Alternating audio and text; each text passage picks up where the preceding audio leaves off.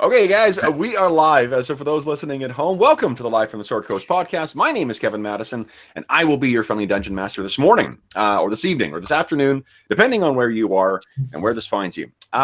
Today, we are continuing on with our ongoing campaign playing Jeff Talanian's very cool Astonishing Swordsmen and Sorcerers of Hyperborea.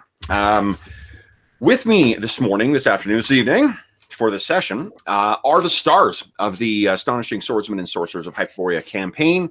I'll go in the order I've got you guys in the avatar setup here. Will, your camera's not working in Roll20 right now. I know. I'm trying to fight it and figure out what's wrong. Oh, okay. Yeah. Also, we got a lovely picture of Carcosa right now, which may be indicative of where we're going today. Did I say you're going to Thule or to Tuleborg? I actually meant.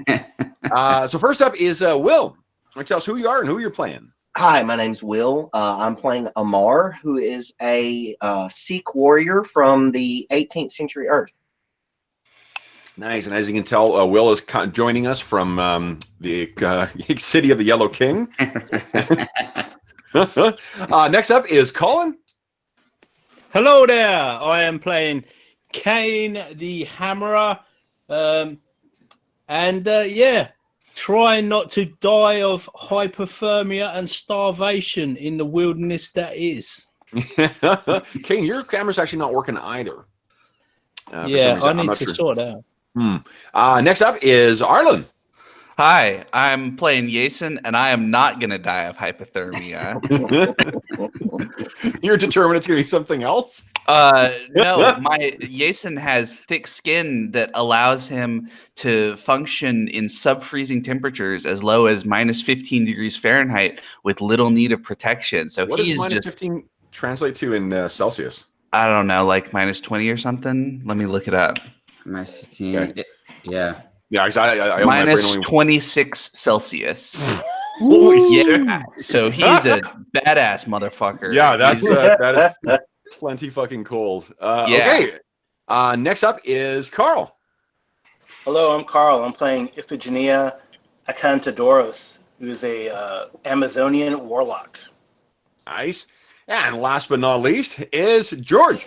I'm playing Malablack, who is a Chimeric Celt warlock, and he's been on a quest to find this ancient lost artifact because he got kicked out of his mystic order, and he's trying to win his way back in.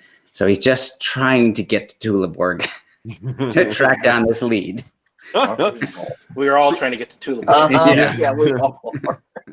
We're on episode 6 right now, and I have resisted calling you Jorge this entire time. That's okay. It happens very often. I live in California. So. Yes. Okay, so first up, we'll start the session the way we start every session, which is to say we will defer to our resident minstrel. Yes, Arlen. All right. As I said in the email, the weary weeks part is a bit of an exaggeration, but that's all right. It feels like it's been weeks. It's epic. Yes. The weary weeks in Wilderland do hang heavy upon my heart. They quench my reckless fires. They tarnish all my poet's art. And around our fires glow eyes and ires as creatures from the darkness dart, their malevolence brought on by forces we cannot comprehend. Awesome. Nice. That has the right vibe about I it. was half expecting some I really like couplet that. About oh, go ahead.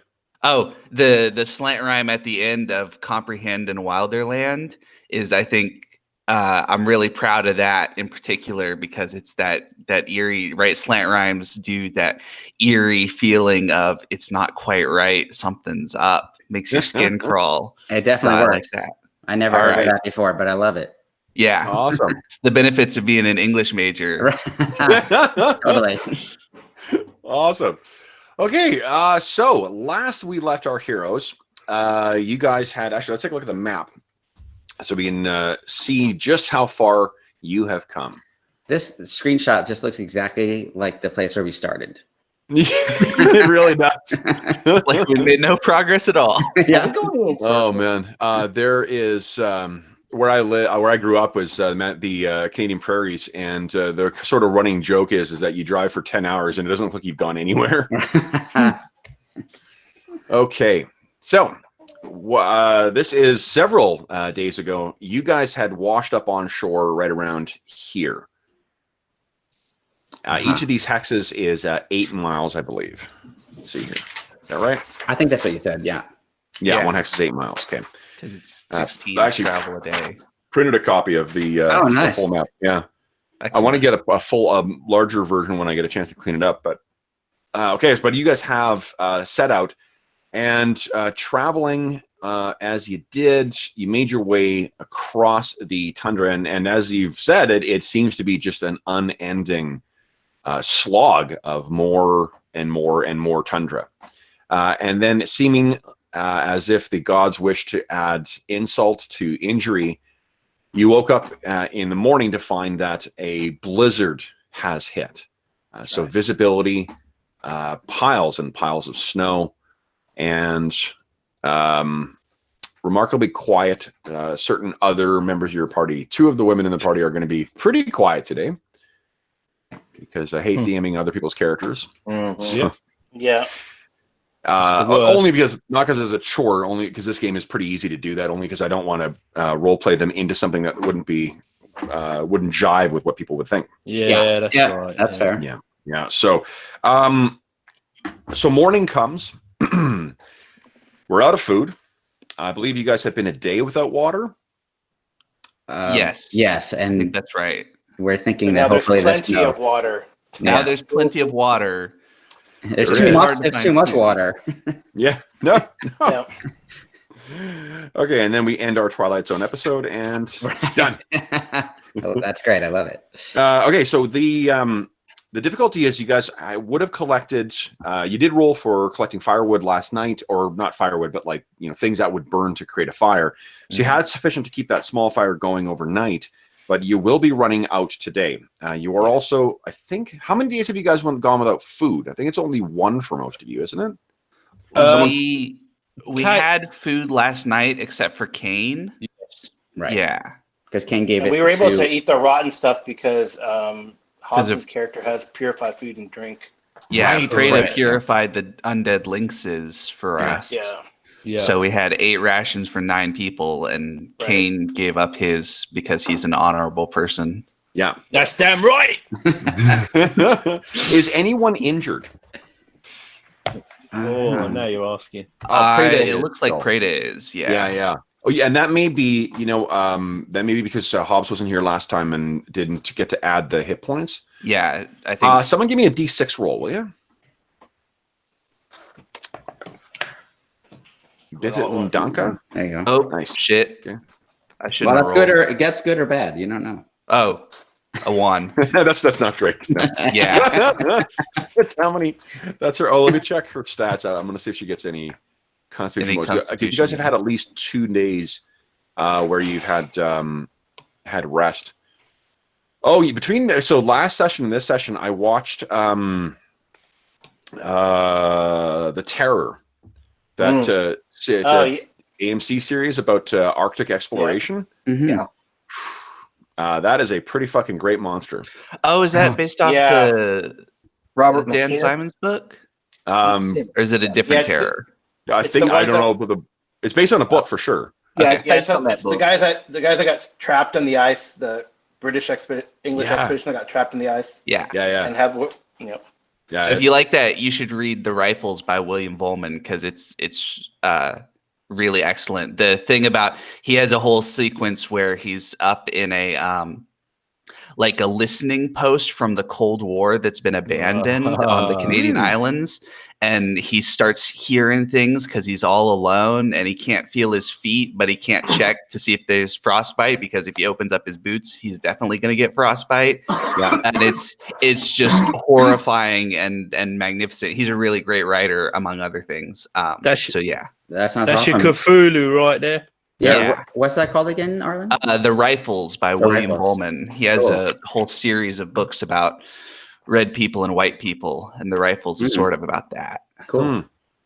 There's a podcast that John Rogers, who's the guy who wrote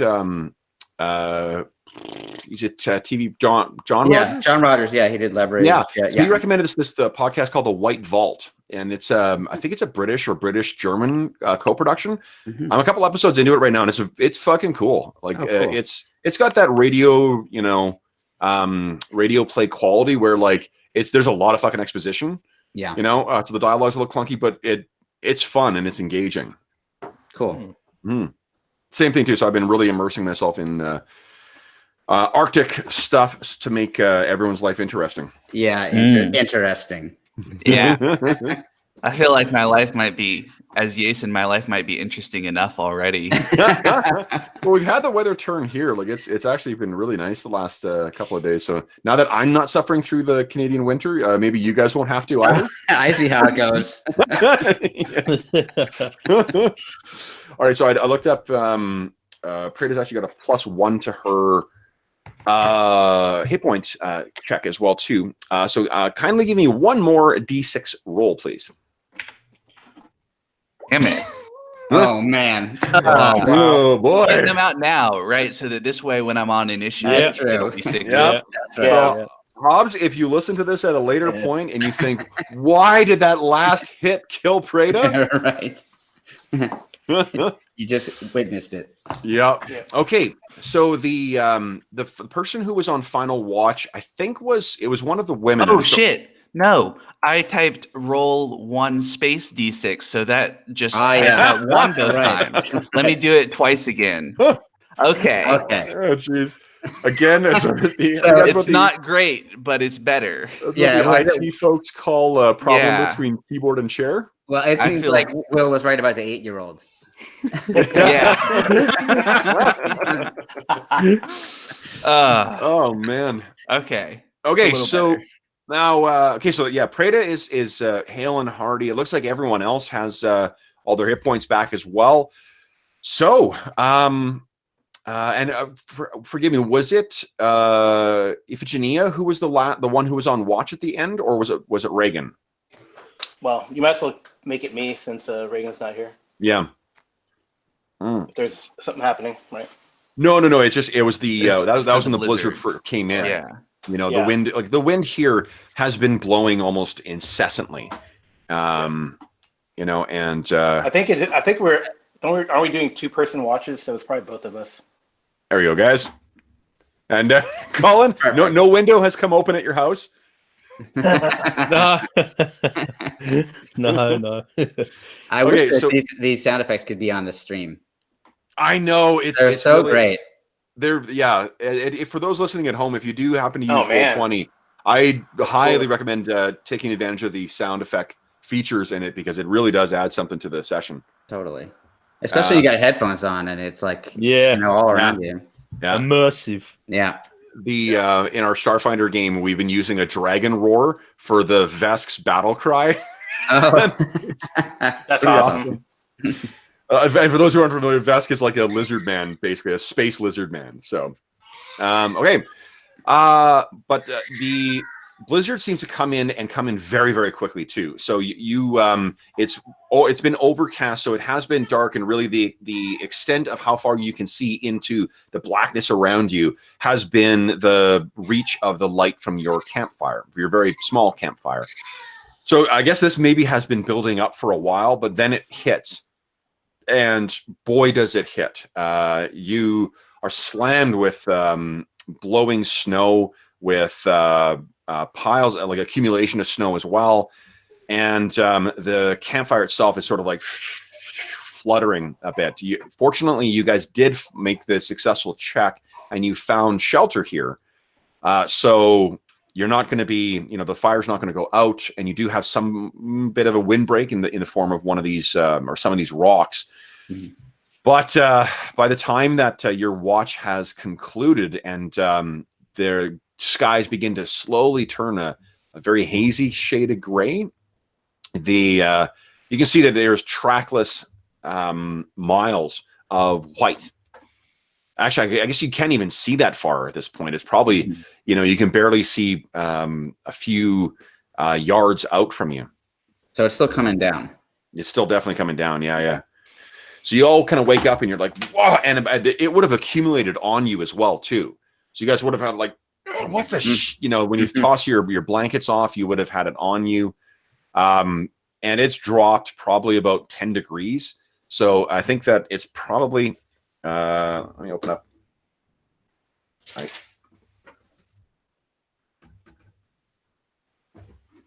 going to open up my converter. Never let it be said that I won't try and accommodate the folks living under the imperial system. Yeah, we tried and we failed.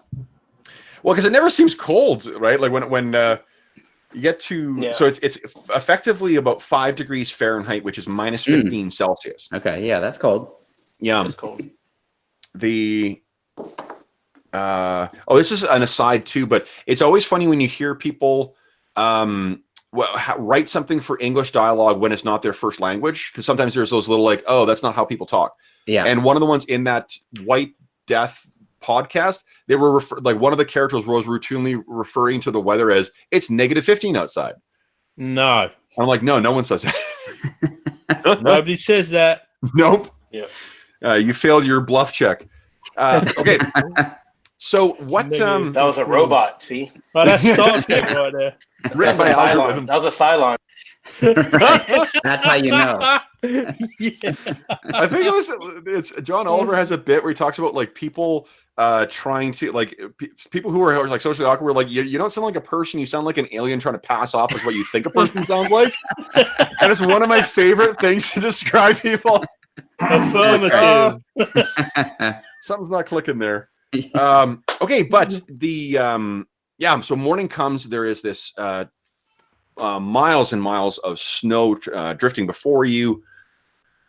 Completely, it's almost as if you're in a I don't know, like a small enclosed room, because you can barely see beyond the 50 yards maybe away from you. What do you guys make of this shit? Like, geez, you've heard about this weather. You've all grown up in Hyperborea, apart from Amar. And Amar, you're wondering what thing you did wrong in your life to deserve coming here. What are you guys going to do? And the fire's still burning, you say? The fire is still flickering, but you don't have that much fuel left at this point. So you would need to go and collect more fire to keep that going. Well, from a practical point of view, we should collect snow and heat up our water skins so we have water, right? Yeah. Yeah, that's a good idea. Getting water is priority. We need firewood for that. Will we have any advantage tracking prey through the snow? Not really, because of the blowing snow. Like, it's soft and it'll blow over, and there's more snowfall. So what isn't? It's not. Because I think what it is like whatever advantage you're gaining from like, hey, there's tracks I can follow now, is like, but I can't see that far, so I'd have to be kind of right on top of them. Mm-hmm. Okay. So what do you guys want to do with your day? I guess the start of the day, remember that anyone can go hunting, but the difficulty with that is I'm going to use the getting lost rules from Astonishing Swordsmen and Sorcerers of Hyperborea. Perfect. Yeah, I would suggest we stay together, try to get as much water as we can, and try to march towards where we think Tuleborg is. Has anyone have any of the characters lived through something like this before, do you think? And I don't mean like, oh, there was an adventure I had, but I mean like growing up. Like growing up in certain climates, you would just adapt certain strategies for dealing with these kinds of problems. I suspect Yason has. The Chimerians in here are more like the historical Chimerians who lived in the area around the Crimea. Yeah. So there's plenty of snowfall there. So I think Yason's probably used to the heavy snowfall on the steppe type thing. Sure, I buy that. So what I would suggest then is one of the ways you could kind of control people getting lost in this is just upturning weapons or pythons. I'm not sure if anyone has any pythons, and then just putting a rope in it. So you stretch it out, put one down, you rope you rope around it, and you keep on going. That at least has some line, and I believe between you guys, you've got like 200 or 300 feet of rope, right? Yeah, that sounds about right. I know I've got. So. I have 50. Yeah, I got rope. I've achieved my rope. Yeah. Okay. So, 200 feet of rope. And then with the objective of returning to this spot, everybody, or trying to find another space to hunker down in? Well, so I am not from the Great White North, so I don't know what blizzards are like. But my kind of gut instinct would be to get closer to the shoreline of the coast. Is that going to help? I've lived on both Canadian coasts. I've lived on the coast of the North Sea. The downside to that plan is that there's absolutely no windbreak for the wind coming off of, and the moisture does it definitely adds to the cold. Yeah. So it's like the what you can picture. Let me try and because I guess for those of you who haven't had the joy of experiencing a fucking Canadian winter. So what you can get is the wind is here, especially in an open area like this. You've got wind that is throwing stuff against your any exposed skin that is stinging and leaving it wet, which is then also making it colder because as soon as it melts on you, it's gonna drain the heat from your body even faster. Your hair is going to be wet very quickly. Your beard is going to be caked in ice very quickly because you're breathing and it's condensing around there and forming ice. You're going to constantly feel like your nose is running because it's just that's how it's forming around there. If you have absolutely no windbreaks around it too, you actually might have difficulty catching your breath. You might have to find yourself turning your back into the wind just to get a proper breath, because if you breathe in, it can freeze your lungs. Now, minus 15 is not that bad just yet, but if it gets colder. Yeah, guys, I got a theory that's forming up in my mind here that maybe we're not in too bad a shape, and I'm wondering there's a sensible amount of us here. Perhaps we should just kind of huddle together like emperor penguins and just just try and get our backs, get ourselves into some sort of shelter and just maybe huddle up together and just warm up a little bit around the fire and just see if we can conserve our energy a little bit rather than going out wandering in the wilderness. I reckon the elements is just going to pick us off. The weakest first. We're just going to kind of get slayed by the wilderness.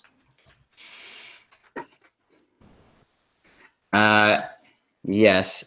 My fear is that we will run out of firewood. Yeah.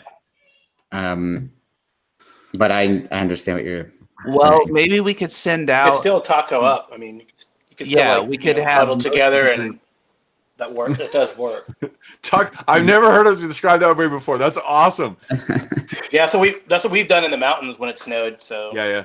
Well, that's how it goes. Yeah, man. You got to get in a dude's sleeping bag, and that's how it is. Okay. Well, I think that's a good plan. I mean, we'll get lost. We don't know where we're going. We have plenty of water. I mean, we might be hungry, but this is the first time I probably agree with Kane. Lady. Who says there's no character arcs in sandbox games? Come on. Exactly. Well, that's meaningful then. Yeah. Well, I guess we can stay here and wait to see if this lets up. Jason, you would know that this is not. Well, here's the thing. So if this is natural weather, then it may blow over in a day or so. If it is sorcery, who the fuck knows? Right. This is a land that appeared from nowhere anyway. So and the sun moves in this bizarre way. What kind of sun goes all the way across the sky instead of just dancing on the horizon? This is right. Well, strange. If we spend a day huddled up, we haven't lost that much time. Yeah. Thinking. And then but our objective is just to wait to see if the storm ends. Is that right? Yes. It seems like that's our objective right now. Yeah, if it doesn't end, then we we set out and see what happens. Yeah. Okay. That sounds like the reasonable thing to do. So I'm on board with that. Okay. So with the supplies you have right now, the campfire is going to be going out like by mid-morning. What are you guys planning on doing?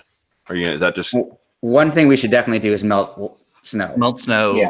Yeah. As much as we can while the campfire's still going. Seems Sure. like.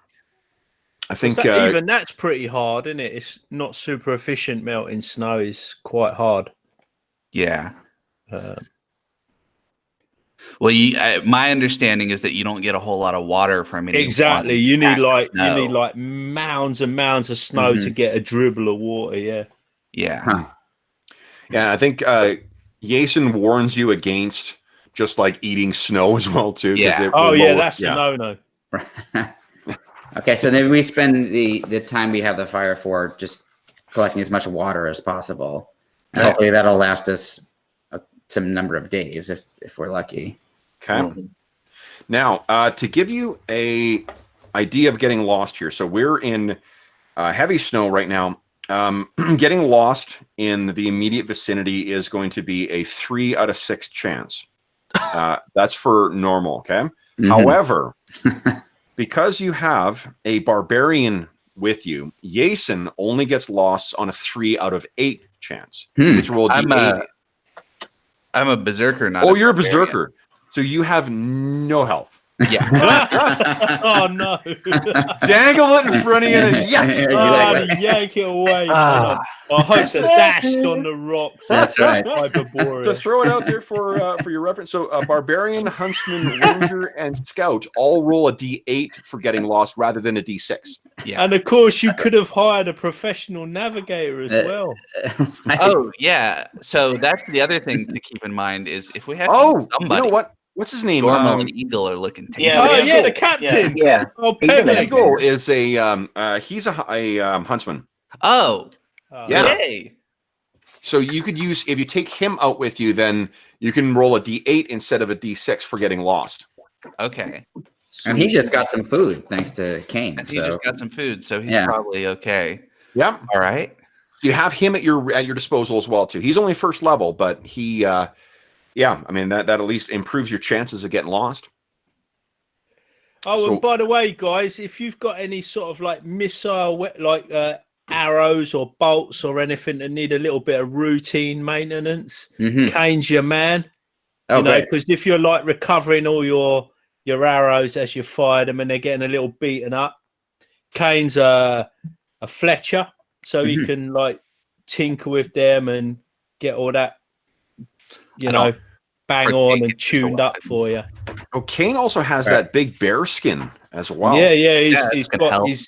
Yeah, I'm invoking the bear skin. Okay.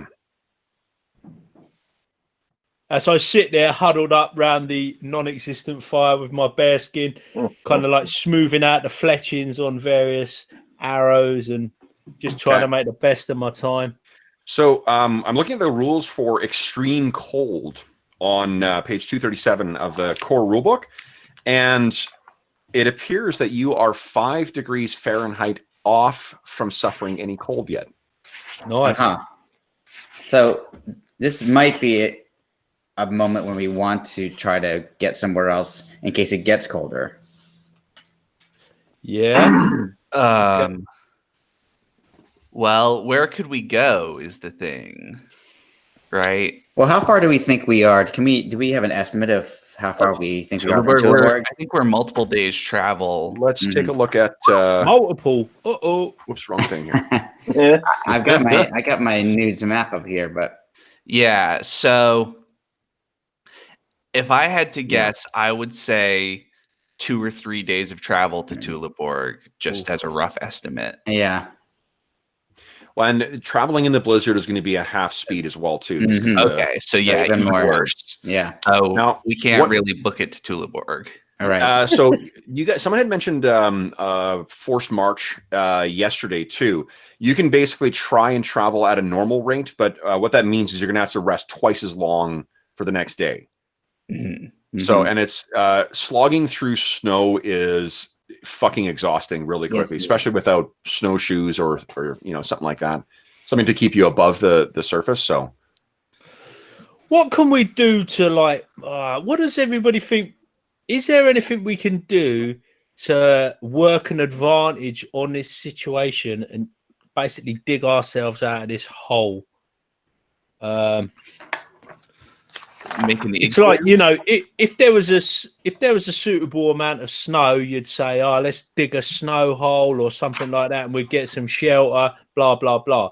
Well, Jason, from the sounds of things, you know that the Eskimo tribes, particularly the ones living near Eskimo Bay in the northern northwestern area of Hyperborea, they actually build structures to get out of the worst elements of the snow and wind and whatnot. Okay, well we could do that. Do our best to build at least a sort of half shelter from the wind. You've heard that they actually cut whole chunks of snow out of this, but there's two problems with that. Is one, you don't know how to do that, and two, the snow is probably too loose for that. Yeah.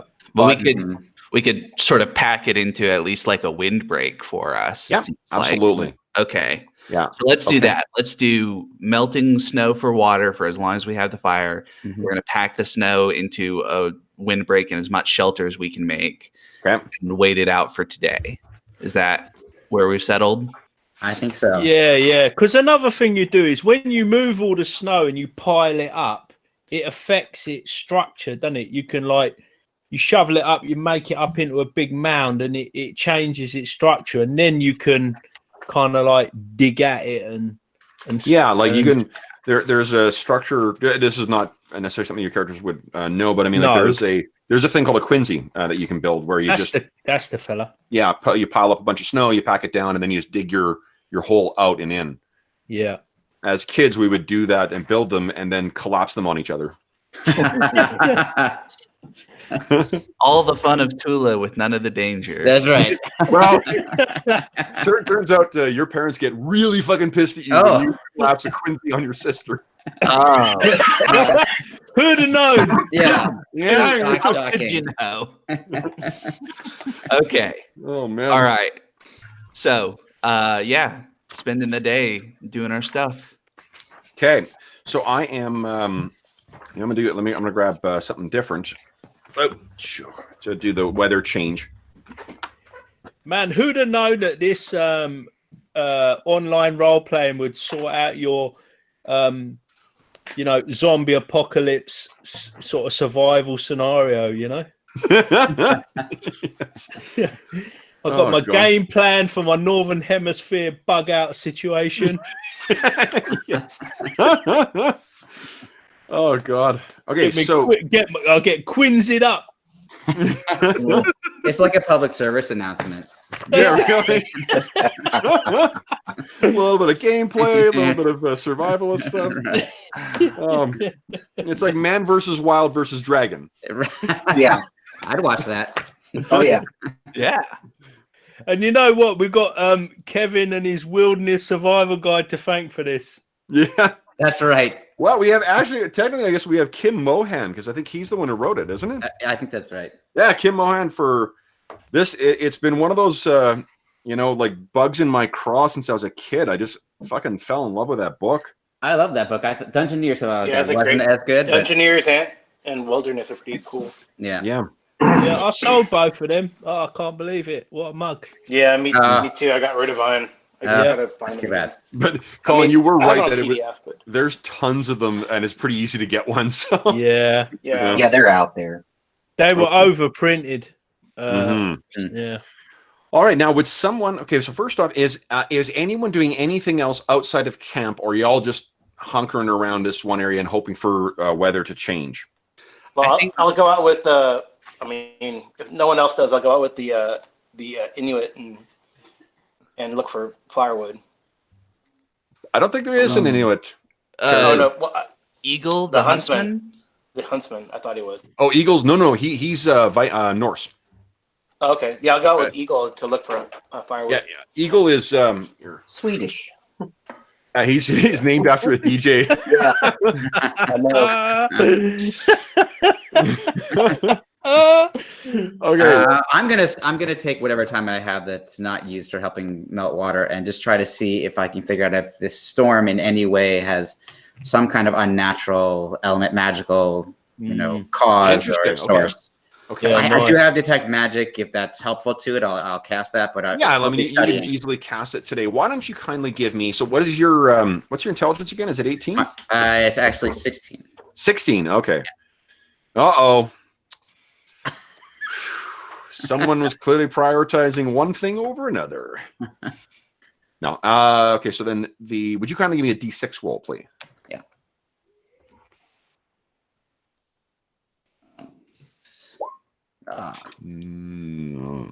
Okay. So why don't you describe for us, what does it look like as you're working your kind of detect magic spell? So I'm gonna stand outside because I want to feel like I need to be like engulfed by the storm itself. And I've closed my eyes and got my hands out. I'm sort of mumbling as I try to connect to any kind of magical emanations in the air. And my hands are kind of vibrating a bit as I do it. Okay. So you're reaching out and you can feel the wind, fucking blowing incessantly against your face. There's the stinging of the snow as it's hitting it. You very quickly can't really feel your face anymore. Mm-hmm. And you're reaching out and like there definitely is a hint of the arcane that's clinging in this, in the air here, but you're not sure. This is not the workings of a spell. Like when you would cast detect magic and read an aura on something, you would be able to see a specific kind of like, you wouldn't like see it literally, but you would sense the sort of lattice work that would make up the intricacies of that specific spell, the strange arcane formulae and whatnot. That's not what you're sensing. What you're sensing is a more primal and maybe like if it's not a correct descriptor for it, but it's almost like it's an echo of a much more powerful arcane working that you're sensing, as if that's some massive, shift in phenomenal arcane power has happened at some point, or occult power, and this is the reverberation of that. So it's not necessarily a direct consequence of some spell, but maybe there's some greater arcane working where this is a byproduct. Okay. All right. I will, as soon as I have figured that out, I'm going to get out of this fucking cold weather. Yeah. Get back in. I come back in and I'm like trying to take the ice off my face. And I'll turn to the crew. And, George, you were in Toronto in the end of last year, right? Yeah, exactly. I have a sense. So fuck this way. Both last two times I was in Toronto and Vancouver, they both had freak storms and cold weather. Jeez. Both places. So I have an idea. I grew up in New York too, so you would know. Yeah. I have at least But so I come back in and I'll kind of try to warm myself up a bit, and I'll just tell the group there's something magical about this. But wait, Hobbs is in chat. Hey, Hobbs, does Preda have any? Nice. We got quite a few people in chat right now. Regular returner, Hobbs, Joe Salvatore.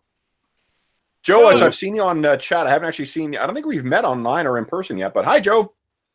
Yeah, Joe, man. Hey. Shout out for Eldridge Tales. I was just promoting it for you, man. He was.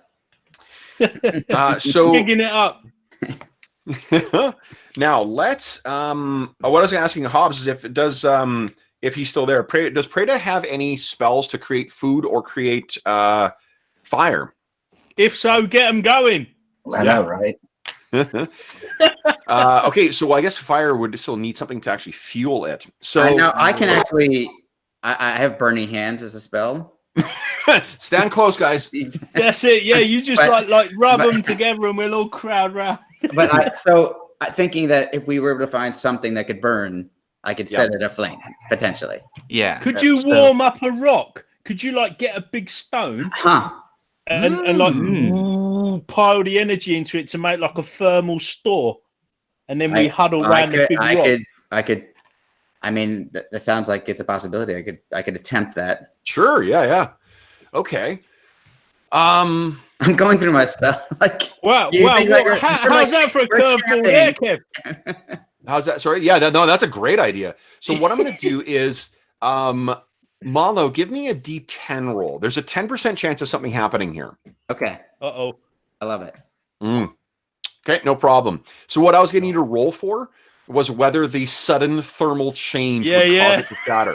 Oh, that's awesome. Right? Because if it's frozen and suddenly you're superheating it. Oh, yeah. That's great. I have no idea about that. So no, me neither. Clearly, yeah. No, and to be honest, like I honestly don't know how likely it is, but I know that like shit splits. Oh, I love it. Yeah, that's right. Yeah. So, but anyway, you know, if it's wet and that, you know, and it expands. Yeah. Like don't take a rock out of the river and try it. Right. Yeah. Why? Yeah. Anyway, we have I got a cousin who's got a scar in his hand thanks to his brother, who would routinely like put stones closer and closer to the fire when we were camping. And then the one cousin would pick it up and he like, ooh. And the other cousin was like, oh, come on, be a man. And he picked it up and he's like, ah! That's the... You could probably do that to me at this camp and I would fall for it. Yeah. Okay. So what I'm going to say is that I'm not going to make you guys roll for any kind of thermal issues. You will have something that I'm assuming that you're timing it well enough for when you know it's going to be, the temperature will be going down and it's getting much colder. Let's see here. What I need to do is look for firewood or no? I would suggest not, because it seems like the rules for getting lost are kind of too extreme to really make it worth it if we've got heat from the stone from Mallow's thing. So for getting lost, I'm not going to suggest that you guys are therefore like you're gone for the day. I will let you keep. I think what I'll do. This is the beauty of OSR games, is making shit up on the fly. Here's what we're going to do: is if you get lost, we're going to roll 1d4, and that's how many hours you're wandering around. Okay. And every 2 hours is when I'm going to make a roll for a random encounter. Oh, so I was worried we would just get lost in the wilderness and nobody'd see us ever. Well, that's possible as well, because you're going to have to. It would be that many hours, and then you get to roll again and get like finding your way. It does not get better in dark. Yeah. Right. So okay. How many hours of daylight are there at this point? At this point, there's probably well, it's difficult to say. I mean, for what you have been experiencing thus far, it's probably, I don't know, like 14 hours of daylight or so. So like it does. Well, no, it's probably about 12. It's probably around even. Okay. So yeah. Okay. Just to give us a sense of how much. Note to self. Don't play with Canadian GMs coming out of the window. Apparently. It's too soon, isn't it, Kevin? Sorry, I missed that. What was that? I said note to self, don't play with Canadian DMs just coming out of the winter. It's too soon. Yeah. We're scarred psychically from it. Okay. So what is anyone else doing anything else during the day? I'm keeping a lookout for polar bears and stuff that may just come wandering in. Well, stand and watch regularly. Does that change your mind about searching for things, going out, knowing that more about how lost rules are going to work? I mean, we don't need wood for fire anymore then, because you made that the heated stone. Okay. Yeah, it would just be hunting. Yeah, just be cooking the meat. I'm not a hunter. So. Yeah. And the hunters, it's always been Amar and Kane who have been going out hunting. Yeah. All right, so we'll just, for now, it sounds like we're going to keep to the plan. Stay in I think if we just give it 24 hours, we'd be all right. And maybe if we can sort of see the light at the end of the tunnel, and then go out and make a concerted effort to get some food. We've got some water, and that's what we really need, isn't it? Yeah. True. and we're trying to give each other some shelter. I think it would be super dangerous for people to stray away. It's really harsh and unforgiving. Okay. Well, and with such limited lines of sight, as long as the snow is coming down, it seems like it's too easy to just end up where you have no idea which direction to go. Yeah. Okay. All right. Would someone give me a 2d12 check, please? Good night. Or roll, it's not a check. There we go. Nice. Okay. So it is going to be well into the night before this blizzard condition changes. Okay. Okay. That's So fine. That's good. I think that's I think Well, unless it So- changes for the worse, of course. I'm going to assume that in the morning, you guys have all had your water ration for today. And I'm going to say just because there wasn't, in the limited amount of time you had, let's see here, 3, 7, there's 9 of you in total, right? Yeah. Yes. Give me a D9 check, please. Let's see how many of you were able to fill up your water skins before. Shit. Ooh. Okay, so you have 2 water skins. So you still have 2 more days days of rations for water for tomorrow. So you're good for today, and then 2 people can go for tomorrow. Now, that initial period. So this will be that started just before dawn. So it's going to be probably shortly after dinner. And of course, Captain Gormal Twobeards is quite vocal in. Why isn't there any more food?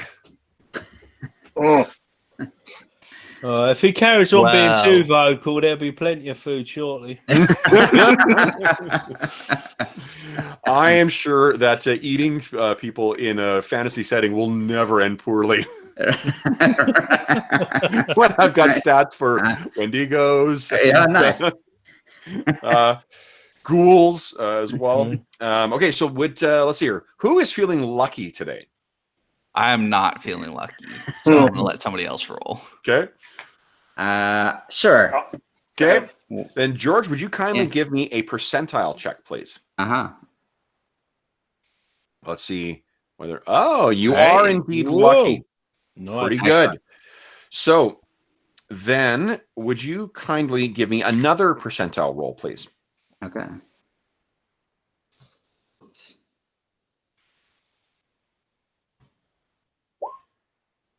Okay. Whew, boy. All right. So just remember, it was not me who rolled this. Perfect. That's a great way to start it. All right. So I'm assuming you guys are going to be doing the same, watch kind of order that you guys were doing before. Yeah. Yep. I am resisting doing a fist pump on my random encounter roll. Because I'm cheering for the heroes, not for the monsters. Oh, yeah, we can tell. Anyone who says otherwise, just. Hey, Dungeon World, Kev, be a fan of the heroes, man. Yeah, I know. Oh, God. I actually had, this is a non-sequitur, but someone on Twitter had a fucking tantrum over, how, it's never okay to joke about killing characters. I'm like, Don't play in Kevin's game. yeah, really? I'm like, oh, boy. Well, and I find that to be enjoyable, and I think the players that I play with like that. I humor, totally like, agree. come on. That's just gallows humor, isn't it? It's just Totally. gallows humor, man. Yeah. I do Like- think it adds an element though for the reminder that we could die. Well, Yeah, there's and- some tables where I wouldn't do it, right? Yeah. You wouldn't do it at every table, but I feel like there's nothing inherently wrong with joking about characters dying if everybody's on board. Well, I mean, picking your game and picking your DM is there's a lot of self-selection that goes on there anyway. Yeah.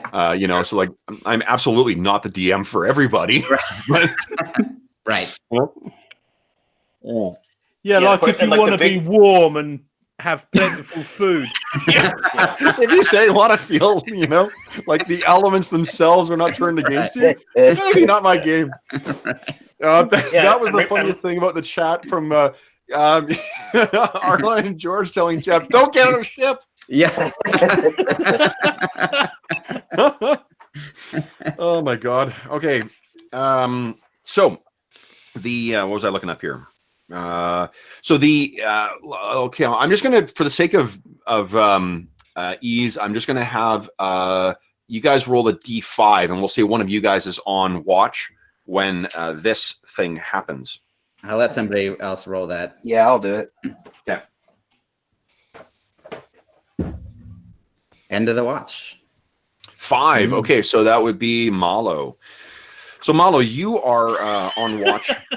That's fair. That's fair. You I know what rolled I mean? what's about You to dodged happen. the roll and you still got for it. No, that's what I'm saying. That is a fair. That's So Malo, you were on watch, and what happens is the blowing snow really does changing wind. Let's see here. you guys are gonna wake up and I'm just gonna be gone. No sign. Would you kindly give me another George, another percentile check, please? Okay. Oh. Okay. That's an interesting combination. I know. Well, I right? thought it would be good for you. I'm like, oh, this is gonna be good. And I'm like, it's the opposite. Yeah. Great.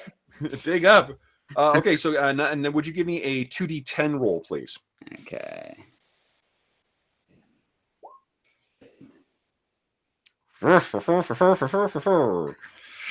Okay. And finally, would you give me a 1d6 plus 1 roll? He's just stalling now. This is the next hour. Messing with He's us. making it up. Right now I need a D7 roll. Give me 2 D14 rolls. Yeah, exactly. Who says it's hard to run a sandbox game? Come on. All You're right. just checking out your And then D20 and the end of that would be chops. nothing happens. Yeah.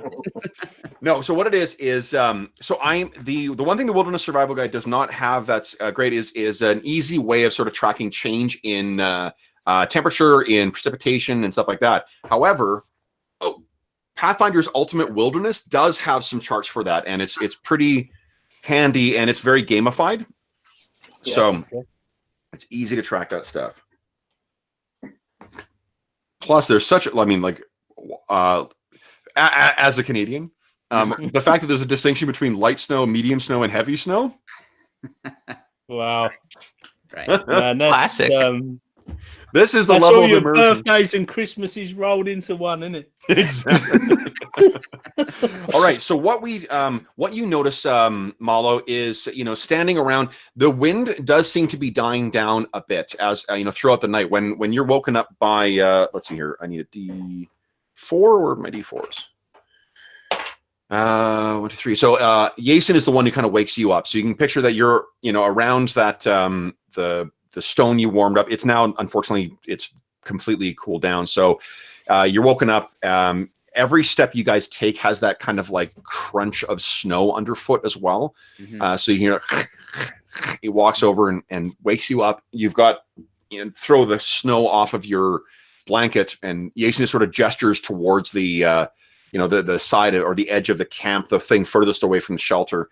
He goes over and rolls down, and actually, Yason, it is the weather in the intervening period has actually dropped down to a point where it's uncomfortable for you too. Starting to be uncomfortable. All right. Yeah. And you get up there, Malo, and you pull your robes around you, and like, Jesus, it is so fucking cold. It has dropped down to actually, let me get for the Celsius as well. Holy shit. All right. So, because the numbers mean nothing to me in Fahrenheit, I'm just like, but when I see it in Celsius, I'm like, whoa, that is fucking cold. So the upside is that the weather has, the snowfall has slowed. There's still big, like, heavy flakes that are slowly kind of falling down without, without a lot of blowing. There is still quite a bit of cloud cover as well. So it's really not, and without the fire burning, it's really difficult to see. But you are able to see, probably about, 50 yards or so. Okay. Before the rest of it is swallowed in darkness. So it seems as if these big, fat, heavy flakes are falling down out of the darkness, onto you. Mhm. It's still accumulating. Like, how can there be this much snow that's going down? Yeah. But with the wind dying down, there is this bone-chilling cold that has settled in, and it has dropped down to -10 Fahrenheit, Wow. which is -23 Celsius. Okay. So you're, sitting there, and what I do need from you is, would you kindly give me a Constitution test, please? Okay. Mallow. There he is. Character sheet. Constitution check test. Here we go. Ooh. Yeah. All Not right. surprised. I'm not used to this kind of weather. No, this is so. I mean, Cremarium is effectively in the middle of a balmy swamp. Oh yeah. So would you kind of give me a D4 roll? Yeah. You take 3 points of hit point damage. All right. Wow. All right. So You're standing there, and the weather is the snow is coming down. You've got your eyes, kind of scanning the horizon. And I may at this point too, you're probably pacing back and forth. yeah, just to trying keep warm. Yeah. Okay. So this has the snow has been accumulating around the camp as well, and at this point, it's probably apart from your camp, because you guys haven't set out at all. As soon as you step away from the camp, there is likely about 3 feet of snow. Wow. That's built up around, so it's going to be a bit of challenging trailblazing to get out from here. And this snow isn't going anywhere soon, so Yeah. So carrying on. So let me see here. So put the big guys up front when we start moving. yeah. Okay. But it's at that point where you would you give me a D6 roll here? Actually, no, skip that. You're not going to be surprised by this, because you'll see what's coming. But let me see here. For no apparent reason, Yeah. Switch over to the battle map. Let's go to the tactical map here. Oh yay! I'll draw my hammer. Might need it. I think we're all. Okay, so you guys are all now. Okay, so there is no light, unfortunately. Yeah. So what I'm going to do is let's just use the daytime map, because I don't think that you can still see a slight distance. Is anyone on this map? No. Amar and Kane are. Are you? Where are you guys? Yeah, there you are. Up on the left upper quadrant. Oh, yeah. Okay. Left. Oh, you guys were running away, cowards. Jeez. You made your successful stealth check against the DM. Right. Okay. Let me just cut. I'll grab everyone's. It's not a bad idea. It really isn't. No, it's an effective strategy. Yeah. My wisdom score is pretty shitty. So let me see here. So who is Yason, Amar, Malo, Kane, and not Preda? I need Iphigenia. Iphigenia. That's what I'm thinking of. Okay. So let me get this here. I've got some tokens. Stick you guys right in the middle here. I'll put this in this little alcove here, where you guys are keeping, or Malo, you'll be out keeping on watch. Mm-hmm. Yason, so I need Iphigenia, and I think that's everyone I'm missing. Where are we here?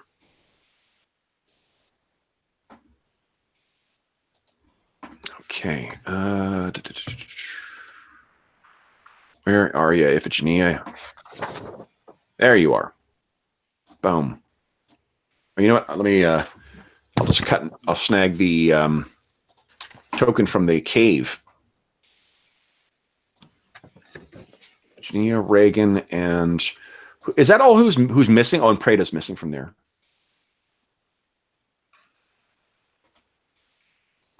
Okay. So here we go. There we go.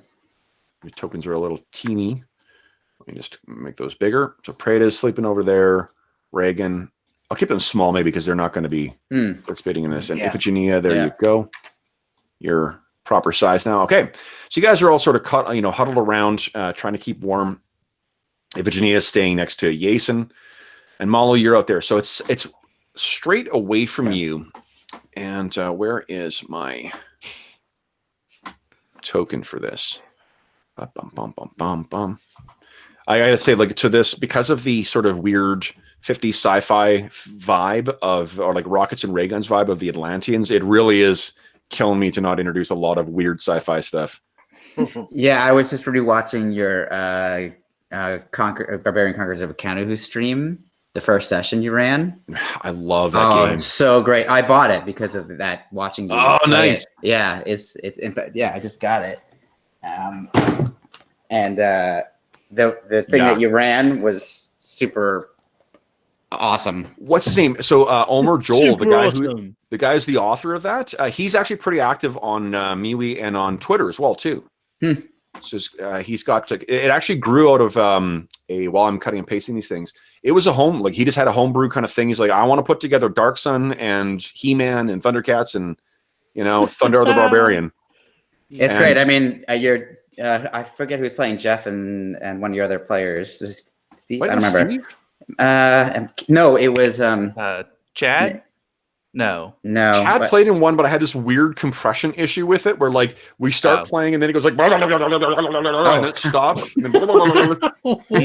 But they didn't know what you were playing, and they and then you introduced this kind of alien stuff. James, that's right. It just, I was like, what the hell game is this? So super cool. And Astonishing Swordsmen has that kind of some of that too. Yeah. Great. Yeah, no, the James is my player who bounces hard off of stuff that isn't sci-fi. So I got a very long letter from him afterwards about, I like making characters that fit for the settings, and taking me out of this thing and putting another one really makes me uncomfortable. But sometimes that's what's fun about playing the game. As I said, I'm not always the DM for everyone. So. Right. Oh man. But James, he plays my Starfinder game, and he's playing in that sucker in cool. Yeah, so I'll be. When are you running that? Is that in June? June 1st. June 1st, cool. We're doing it. And I still have to. I am such a fucking contrarian that I'm resisting preparing it. I'm like, I'll run Starfinder. I'll run, One Ring. I'll run like all these other. Like, yeah, One Ring. You was on about One Ring. That's just reminded me. Yeah. Speaking of, actually, yeah. So I donated for One Ring, and everybody is invited for when. And whoever wants to. We haven't talked at all about it. But also, cool. I am running a one shot of One Ring not next Saturday, but the Saturday after that. Saturday evening after we play Astonishing Swordsmen, Sorcerers of Hyperborea, and you guys are all invited to that too. Awesome! If you would like to play, you can see why no one lets me be a player in a game. Yeah. Okay. I'm kidding. I love a couple of people from online. I put up a post on Reddit like, please come play in my game that isn't 5th edition, because everybody wants to play in 5th edition, and I don't want to play 5th edition. Yeah. But yeah, you guys are all welcome if you'd like to. Absolutely, yeah. As long as I am a giant loser, so I'm probably not doing anything on the Saturday night anyway. Excellent. That's I awesome. suspect I'll be sleeping, won't I? You probably will. Yeah, time difference. Colin. You don't have to be. You don't have to be. Colin, is it daylight savings for you guys this weekend? Hey? Is it daylight savings for you guys this weekend? Yeah, it's tonight. Yeah. Yeah. Yeah, sorry about it goes. Don't ask me, man. I only live here. Okay, so what you see shambling through the sort of the snow, blowing snow. At first, you think like, is that fucking people? And there's someone who's sort of like, and then you see a second, and then a third, and then there are 6 that seem to be sort of shuffling their way like through the snow, and they're not like determinedly, stomping through it. They don't seem to be having any difficulty. They're moving with a methodical pace that, you would, that suggests that it's either, it's something unnatural about it, I guess is what I'm getting at. Yeah. And making your way, let's see here. Why don't you give me a D6 roll? Let's see whether you can kind of spot any details about it, Malo. No, okay. So you're kind of seeing this. I think I know enough. Yeah. Well, here's one of the things is that none of the figures seem to be. You can clearly make out their form, right? Which tells you that they're clearly like they're man-sized figures. They don't seem to be wearing anything. You can see hair sort of blowing wildly in the wind. I know there's very little wind right now, so it's just like lightly, but there's enough to make out like who the fuck would be traveling at that speed, at that consistency, I guess, or that consistent pace in this weather. They're Canadian. Nobody alive. The Canadians, exactly. Look out! All they want to do is talk about hockey and moose.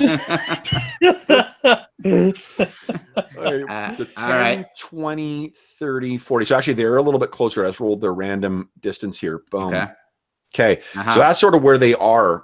Okay. And that's when you spot them. Now, what you can... and they're clearly coming towards us. They're all boom, boom, boom. Yeah, making their way towards you. Okay. Okay. So why don't we do this?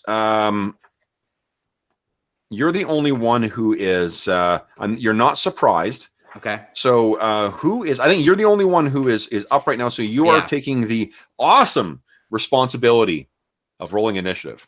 Oh man. So do you want to declare your actions? Yes. Trying to shout to wake them up. Yeah. Yeah, exactly. Should I make that part of? No, that's a free. You can do that as a free. If all you're doing is shouting and you're not worried about like you're in the middle of the wilderness, so it's not like I'm going to alert the guards by doing that. There's no reason not to scream out. Okay, perfect. Okay, so that'll be a free action. So go ahead and declare melee, missile, magic, or movement for your other actions. Man, I just want to say good job to Mallow for not being surprised by this. I feel I'd be surprised. I'm more shocked than surprised. Well, and the real question: how shocked are we at this point? We know that's true. We've seen all this bullshit. Yeah. I'd be super surprised with these fools walking across the wilderness, man, in this weather. It's like, what the? All right, here we go. I'll do that. Okay, cool. So they're going to move in the first phase. So let's roll initiative now. I unfortunately rolled a 6. As did I. Nice. Heroes go first. Well, it's an initiative or dex order. Their dex is garbage, so you guys will definitely go first. So Malo, it seems like they're still staggering towards you. Did you have a whole was there an if X then Y? Yeah, I was waiting to get close enough to me to cast a Burning Hands spell. Okay. Yeah, definitely. Okay, so then they are going to, and as they're getting in closer and you're preparing to unleash your kind of arcane power, well, you can see I'm using these burning, desiccated, bloody zombie things for this, but that's not actually what they look like.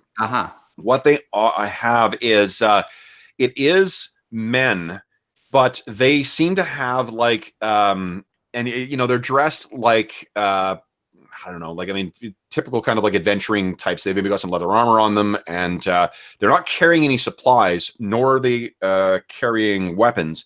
But what you can see is that their faces and their skin and whatnot has this disgusting kind of oak or kind of like ochre with highlights of maroon kind of mold all over it. Their eyes have completely grown over to the point where the sockets go in. And it's grown over on their hands as well, and seemingly kind of grown up and over, so the ends of their fingers are these jagged kind of claws, and not like talons, just they've grown into these weird points. And there's strange barnacles that have grown up in certain areas where the mold has or moss has kind of grown up and over. So I don't think what you're wishing is, God, I wish I had a fucking ranger in the party who could help identify this stuff. I can identify it. I can identify it. They're minging. They're minging. They're bad. They're bad. They need to be dead. We need to kill them. These also might be us in the future. Okay. Yeah. Let me see here. Now there is an important bit of potential rules interaction here. Interesting. What is the range of your Burning Hands cone? Is it 15? I think it's 15. Yeah, I think I'm going to double check. Sure. It doesn't. Yes. No. It's 5 feet. Fine. And this is Oh. yeah. Oh my. Well, that's Okay. fine. I So can you still are- hit multiple things, so that's what I Okay. gotta do. So let's make their move here. So So you're just gonna wait till they get. Well, no, I'm on my hold, Kev. I want to be shout. That's when I want to do my shouting to try to wake these guys up. okay. And as I'm sort of got my hands ready to go, I'm like shouting back as they're approaching. What do you say? Wake up, undead. Okay, nice. So why don't each of you guys, the other guys, give me a d6 roll. So let's roll for surprise. Okay. Let's see if you're all going to be woken up by this. No one's Oh, like man. sound Can't I, sleeper. can't I wake sorcery. up when the battle map appears? I set my alarm to the ringtone of I set my alarm to the battle map. okay, so oh no, Kane. Oh, what did I roll? I can't even see. Oh, Okay, so everyone else is going to. You're prone, so you're going to need to spend a move action to get up. But everyone else is. Kane, you are unfortunately surprised this round. I've upset the gods of the OSR. What's going on? Okay, so then, so you scream out, and Malo. So this will be for next round. These things get to do half of their move first. 1, 2, 3, 4. Oh boy, boom! So that's their first round. Scooby-Doo sound effects. Yeah, I've been doing dwarf accents for so long that I just I've got my faux shitty Scottish accent okay, but I had to do a Spanish accent last night, and like that drifted so quickly into Russian and then into Scottish. Like, a thespian, I am not.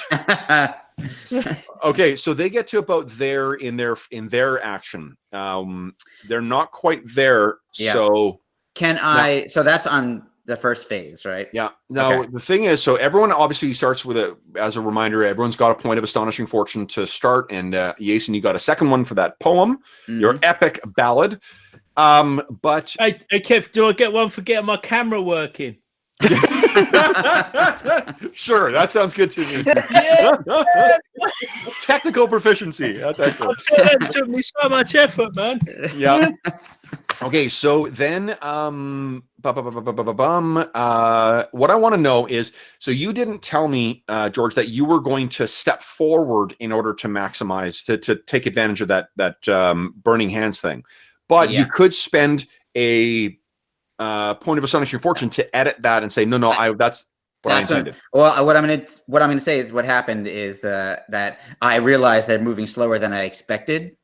So suddenly I have to change tactics and I have to move ahead. So I'll spend an astonishing fortune to to make that move without losing the spell. Sure. Wait a second. Yeah. Because it's melee missile magic move, right? So they're probably going to move into melee with you. You might want to save that astonishing fortune to avoid damage, to avoid losing the spell. Yeah. That is a tactical thinker there. That's fancy right there. I guess I will do that. I tend to be a little reckless. Yeah. But considering I'm just thinking that, it would suck to get hit and lose the spell and then not have anything to show for this first round of combat. That is a very good point. Kevin was trying to get basically, Jason wakes up and says, "Don't do that." Yeah. Kevin was trying to get you. Jason wakes up and you can see he's thinking, I know who's on my side. Filthy sorcerers. These filthy sorcerers are going to do something stupid. Right, exactly. Oh shit! Okay, somehow you know more about magic than we do. Okay, yeah. So I'm going to do that. I'll just use my astonishing fortune to try to prevent myself from expending that spell. Okay. No, do what he said. Or to wait for them. Sorry. To wait for them. I'm sorry. I thought we were on phase 2. Yeah. Exactly. All right. So what happens is then we go into second phase, and these things stagger forward a little further,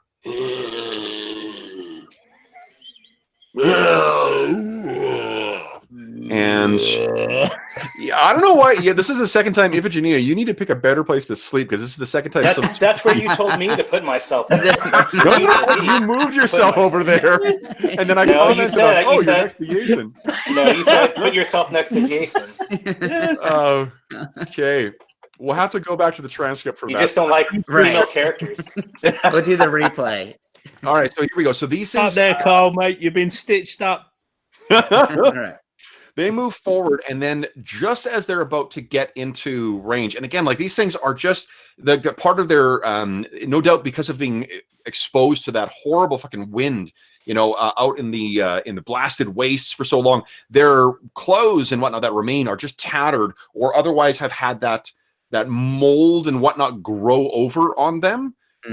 So they step forward, and as soon as they get there, Malo, you're getting ready to get to unleash your stuff. But then what these things do is they sort of all kind of jerk and then go like chest bursters. And there's a cloud of spores. Oh, shit. Oh, man. Out from them, covering everyone within 20 feet of them. Wow. So I think that hits. The only person who's not hit is Preda. Yeah. Mm-hmm. Oh, they're Hobbs, yeah. That's about right. Right, exactly. So You now, know what I mean? what we'll do Yeah. This time I'm going to go to work. Carl said he has to leave at the halfway point. So maybe let's take our break now. Okay. And we'll come back. We'll do some saves, and then we'll see what I'd happens. rather, if you wait, I'm going to leave at 11, so I'd rather break at 11. Well, fun. I should look forward Oh, yeah. to it. I need to take a break right now anyway because I've had 2 venti. Yeah. Yeah. All right. All right. Yeah. So Be right back. back in a couple minutes. Uno momento. Cool.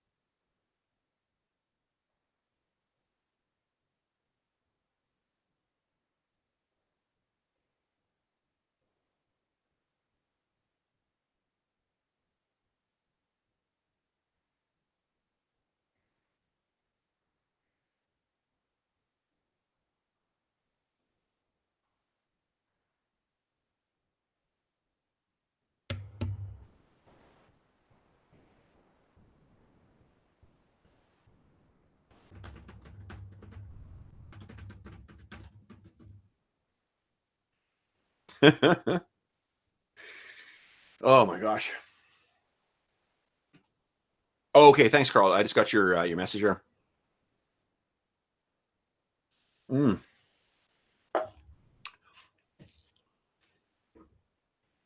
Hobbs has said that Preda can turn now. To which I responded, turn over in her sleep more like tonight. She ain't doing squat. Oh, boy. Just in my defense, for my lack of clear-headed play, I do have a newborn. Oh, no. No criticism whatsoever. I put zero thought into the tactical play. I am much more of a dancer than I am. I'm a fucking terrible chess player, and oh my gosh. while we're waiting, I'll get a quick photo of the session here again to say hi to the guys who couldn't make it. Oh, Hi, guys.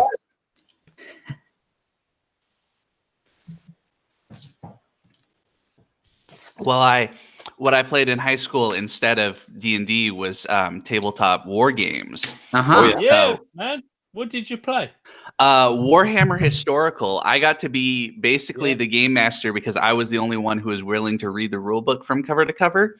Yeah. And we played with Shield Wall and all that. yeah, we played with paper miniatures so that we could make them. You just print them out and tape them to little pieces of index cards to stand up. Oh, right. And it was, well, what was really cool is because normally miniatures, they just take so long to deal with. Yep. You have to, and you can only really have like one, maybe two armies. But it was really cool because you could just show up with a printout and, you know, an hour later play with whatever army it was that you came with. Yeah. So yeah, it was a lot of fun. And then those are the guys that I play role-playing games with nowadays. So cool. that's Cool. cool. it's cool. You know, I had a theory. So, like with gaming has this nostalgic pull to it where, you know, you play it as a kid and then you get away from it for a while when you hit your like late teens, early 20s, and then sometimes you go back to it afterwards too. Yeah. And what we're saying is that, you know, the kids who grew up playing Magic or playing tabletop, like the miniature things, I'm not sure it has the same cachet or had the same pull, because you just like, I feel like you'd look at it and be like, oh man, I wasted a lot of time and money on this stuff. Versus, you know, like, boy, I can't wait to really engage this stuff as an adult in a different way. Yeah. Yeah, I mean, I done both, man. So, yeah, I don't know. My first game was BX around 81. Mhm. But then when I came out of role playing, I got into Warhammer, and I don't know if it's maybe because I'm in the UK. Games Workshop really, Yeah, well, they're kinda- really big in the UK. Right. aren't they? Right. They were crushing it here, man. Their Mhm. shops were opening up everywhere. Every Yeah. town had a Games Workshop. We had probably, where I live in Luton, was the biggest Games Workshop store probably wow. in the world. Probably in the world, actually. Huh. Even bigger than the London store. Wow. And you just got sucked into it, man. And Blood Bowl and Necromunda, Gorkamorka, all that stuff. And I don't know. Yeah, I don't know. I could probably get sucked back into all that. I mean, I kind of got a longing to play Blood Bowl again. They released Have you a new played- edition, right? Recently? What's that? Sorry? They've got a computer game of Blood Bowl nowadays. Have you played that at all? The PC game? Yeah, I would probably play that if I could work a computer. Yeah. No, I'm just saying because I played some of it and I enjoyed. I never played the physical version, but I enjoy the PC version of Blood Bowl.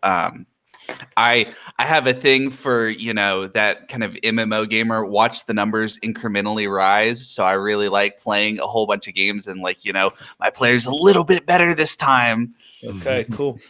Yeah, I mean, I'm sort of like that. Is so outside of where I am, all that stuff. Yeah. It sounds cool. I mean, the most I got into playing games on computers was Total War.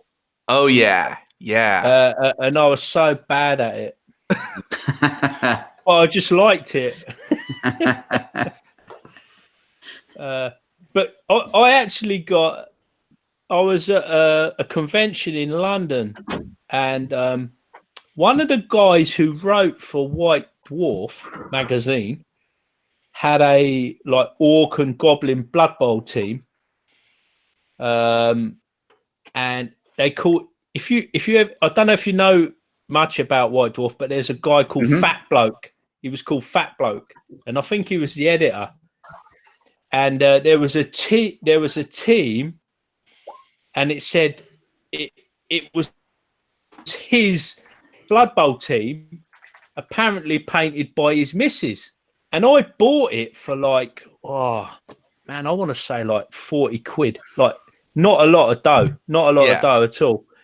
And I tell you, the paint job on these minis is sweet as a nut. They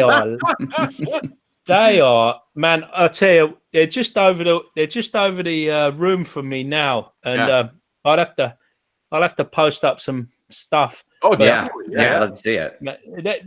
that was a wicked Blood Bowl team. Really nice. I mean, this classic sort of 80s, 90s painting, like the black and white check thing going on, the checkerboard effect, and everything's kind of orange and real bright green on the goblins, but they're all lead minis, and just man, I so want to get exactly. I just want to get them to the. Okay, I got like 20 minutes, so can we? Yeah. See if we can kill Iphigenia faster. No problem. I guess so. All right. So let's start off, guys. What I need from everybody is a death save, and this is versus poison. Oh, okay. So if anyone has any bonuses. Oh, yeah. Yeah. Nope. Ooh. I'm sitting on some Astonishing Fortune, so I might Astonishing Fortune that. And this is mine's going to get a +1 to this. Whoa. Oh man, I failed that. So that doesn't matter. Boy. Yeah. Okay, so who are we missing here? I could burn. Iphigenia. Iphigenia, yeah. I could burn an Is this, Astonishing Fortune. Is this dodgeable or transformative magic? Nope. Poison. Okay. Is it a strength check? No. Oh my God. Do you have any bonuses? 0 for 5. No, that's fine. Do I have any? No. Okay. So lots of Astonishing Fortune gonna get used, I think. Yeah, I think so. So this is this is not going to be Hey, remember that campaign we played that time? Yeah. At one time we finally got out of the fucking cave, and then Kevin killed us with monster zombies. Pops are going to get back and be like, "Where the fuck is everyone else?" Right. All right. So, does anyone wish to spend Astonishing Fortune to make that save? Yeah, I'll do that. Yeah, I think I have to. Okay. Yeah.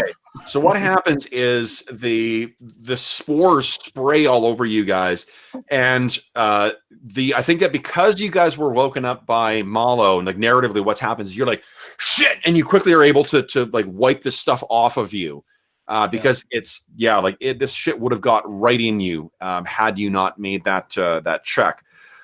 However, now it is end of second phase Malo. That was their action. That was a magic phase as well. So go ahead and do what you want to do. Okay, so I hold my hands out, and these like jets of thin, multi-hued flames spring out. Yep. And in a 120-degree arc. Okay. And potentially getting those 3 next Definitely, to me. yep. And burns them. There's no save, and it's 6 hit points to each of them. 6 hit points each of them. Okay. Yeah. Mm-hmm. So let's see here. And they're minging spores. Makes them grow. Excellent. Okay. I need to quickly calculate here what their hit points are. 6. Yeah. Just a suggestion. How'd you know? My timing was impeccable. All right, so it does scorch those 3. So let me actually, I'll just fucking track it on the. I don't need to make a little sheet there. Okay, boom, boom, boom. All right. So yeah, you catch all of them. Now, next round. Okay, so that's end of that round. We're on round 1 now. I guess or round 2. Round 2. Kane, unfortunately, is surprised this round. We're just gonna like what, and you're sprayed, and you're like, jeez, what is? But everyone else will have a chance to act. So why don't you guys declare your actions, and then we'll get on with the round.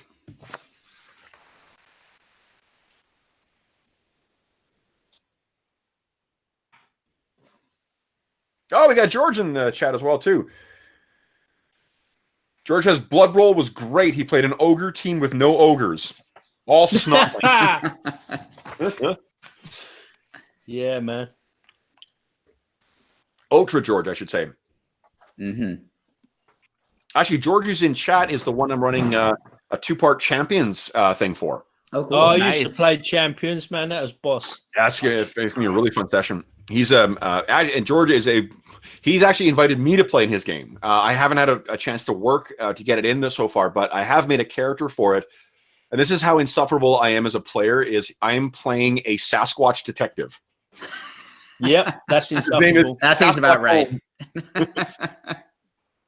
I love him. Bigfoot detective. Okay, everyone's got their.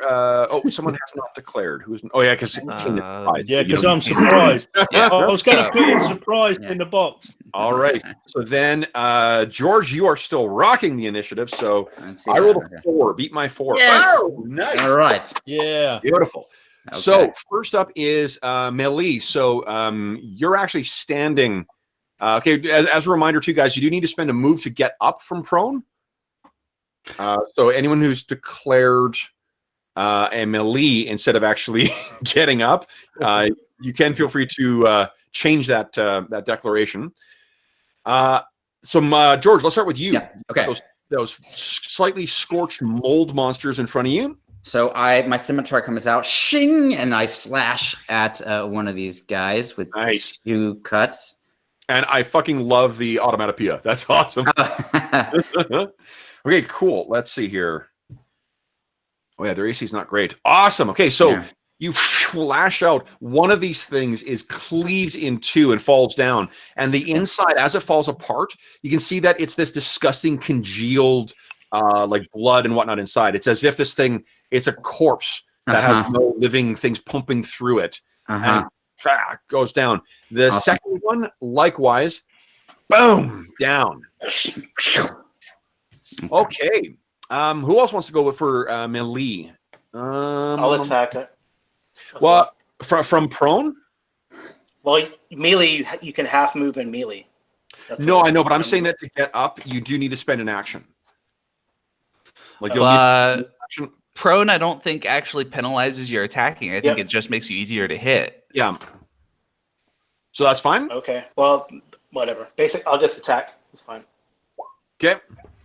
Whoa. Nice. Okay. So you hit one of these things, and this is something that would cripple a living creature. You've got a spear, right?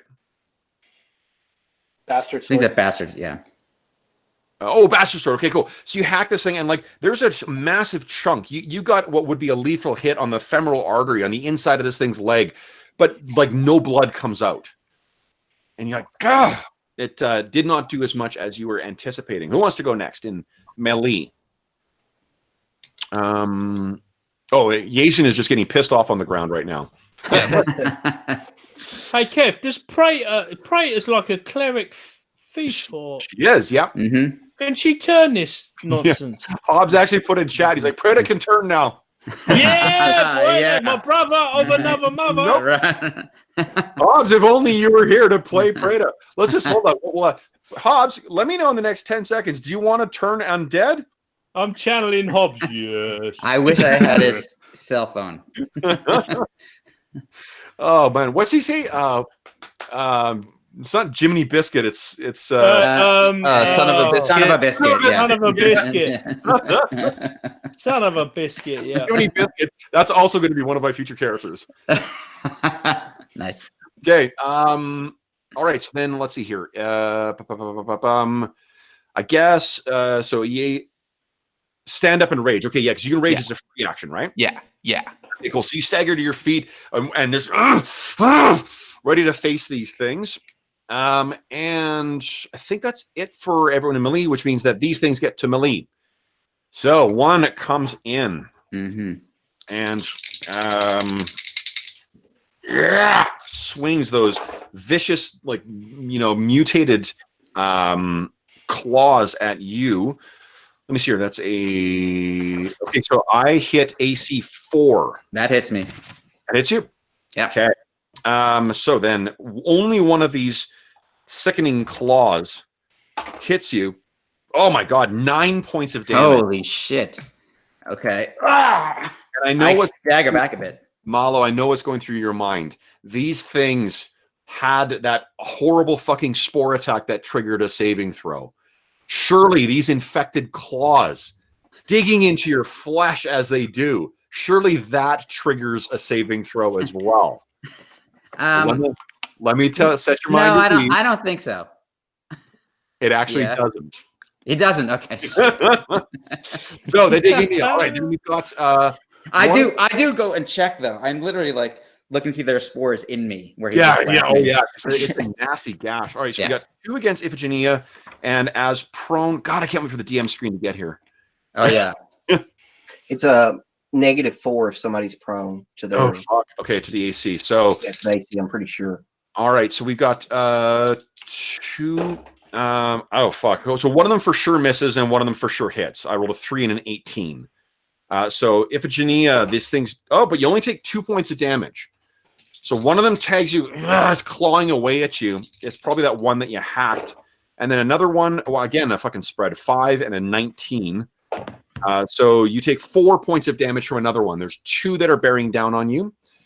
Then on Yason, you've sprung to your feet. One of them comes in at you. And it's not even, no, I'm doing my zombie face. It's not, they're not even talking. They're because they've got those overgrown, you know, poor face. I don't remember the episode, but there's an old episode of like the Tom Baker era of Doctor Who that traumatized me as a child, where someone had like fucking spore stuff grown over on them. Jeez. Oh, fucking nat 1. And let's see. Excellent. Then I hit an AC 5. Does that hit you? That does not. I am AC 4. Oh, Nice. yes. Okay, so it misses, and then with a nat 1, I'm gonna let you make an attack on him. All right, and I get to be raging. You know what I'm gonna do? Hold on. I'm gonna do something interesting here. I'm not gonna just have you do an attack. I just got my critical fumble deck in for Starfinder, and I am I've been dying to. These decks are usually good for a hoot. Mm-hmm. So let's see. You've got laser lacerations. I can choose to do the. Actually, it kind of is appropriate for this game. Yeah, it is. All right, so here's what we got. We've got my thinky bits. What? Well, that's a bit below the belt, isn't it? So, what you do is I think what this thing swings in. I'm not going to have it do damage, but basically, it's only going to be able to attack with one of its claws from now on. Mm-hmm. You sort of like catch this. It catches you on the maybe on the top, like tries to claw your back. You grab it in your rage and dislocate the shoulder, so it's now hanging limp at its side. Wicked. Awesome. Yeah. Okay. Now it is. Let's see. Your first phase. We've got Amar. What are you doing? All right, so Now you're a monk. yep. So I think what I'll let you do is give me your whatever your climb skill is. You know, you got that. Yeah. Yeah. I'm gonna see if you can kind of like chip up rather than taking an action to do it. Yeah, 9 out of 12. 9 out of 12. Okay, so go ahead and give. Wow, that's fucking high. Yeah, that's good. Yeah, that's par. So here's what happens. You kip up and you've misjudged how slippery this fucking snow is. And you kind of and catch your footing again. And that makes sense for you because this is like, you know, the Kashmir really does not get an awful lot of is it Kashmir or the Punjab? Well, the Punjab, Punjab. I mean, you know, it butts up against Up in the Himalayas. mountains. Oh, that's true. Yeah. The Himalayas are nearby, which is kind of how he ended up here. He was traveling through the Himalayas and went into a cave. Oh, cool. Nice. The cave led to Hyperborea, Thule. Oh Awesome. man, that's awesome. As a quick aside, I've concocted. I listened to The Shadow Out of Time. Because it was last week or the week before was 82 years since H.P. Lovecraft passed away. So I listened, like kind of marathon, listened to a bunch of things. I was listening to that a lot, and those elements are present in this campaign. Oh, cool. So that means the way that you got here is going to be of very interest to some. That's great. Yeah. Cool. Okay. So unfortunately, what I'm going to say is just you've used your action to get up and sort of steady yourself this round. Sure. So that is the end of phase 1. We're on to phase 2. So melee. All right, let me smack one of them. Okay. Oh yeah. Nice. Oh, shit. So you hit this thing with your one-handed bastard sword, and it carves right through the chest. This is the one maybe that you've broken the arm for. This again would be fucking lethal to any man, but it's not. Okay, well, I get to hit him again, or try to at Great. least. Give him shit. That Nice. takes it down. Bam, Excellent. bam. That is down. Okay, who is going next? Iphigenia, do you have a second melee attack? No, not this round. So Okay. in the other So phase, I'm going to stand you up. told me you were going to take move as your second action to get up, right? Yeah. That's what I heard. Yeah. Bad connection, no doubt. Okay, so you're up. Then let's see. No. Has melee in second phase. So then it's no magic, no missile. Move. Amar, are you doing anything for the second round? Well, I mean, I was thinking the stand in the first phase, right? Yeah. And then in this phase, I can still half move attack. Sure. So here's what I just as a refresher, because there's not any hard and fast rules for it in the game for changing your mind. It's just a -2. So you'll take a -2 on your whatever you're doing. If you wanted to magic and then you decide, no, they're right on me, I'm gonna fucking melee instead. It'll just be -2 for changing your mind. So yeah. Cool. Or if the pulls some kind of bullshittery about slippery Bullshittery. I have levels in that. Okay. So you race forward against those things that Iphigenia has staggered to her feet, kind of keeping them at a distance with her bastard sword. You can absolutely make an attack. Yeah. Go ahead and these things. do, let's see, 1. AC 10, no. Yeah. And then the second one. Oh man. God. So you know what it is? You're racing in there, but the footing is so poor. And you all were just woken up from this too. You sprang to your feet, staggered forward. You're not quite on your balance just yet, or have centered your balance. Okay, then that's the end of the round, guys. We are at top of the round. Let's declare actions, and then nice. Okay, so Iphigenia is going to hit, more hit. This is also for those of you who have weapon mastery. Remember that you are now into your double thing. And these are not lesser foes, Kane, so you can't do your multiple attack against them. So where I am, Kev. Yep.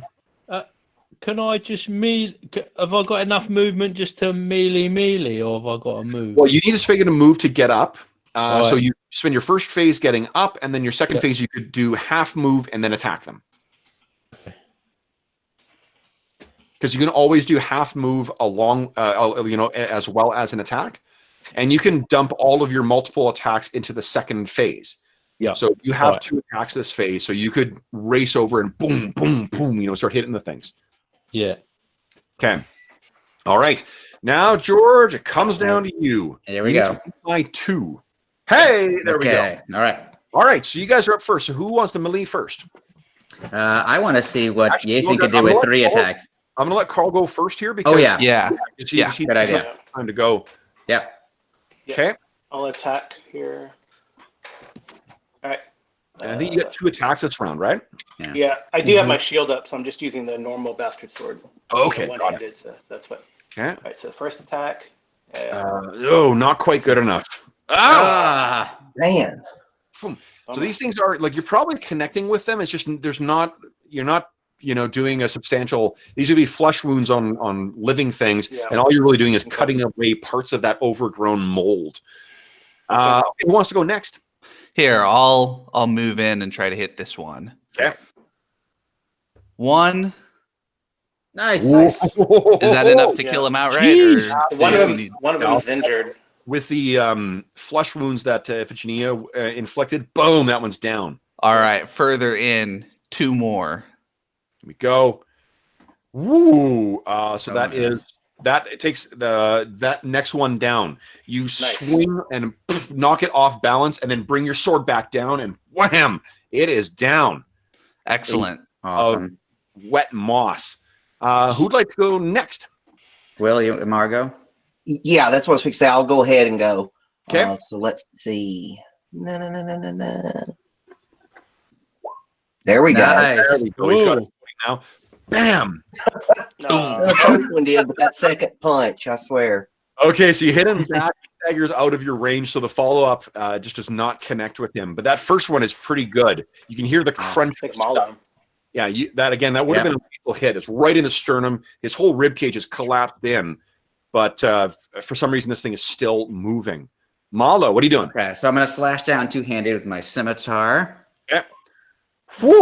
Boom. And Do you have a second attack? I don't because I was one off. So last round I did 2 attacks.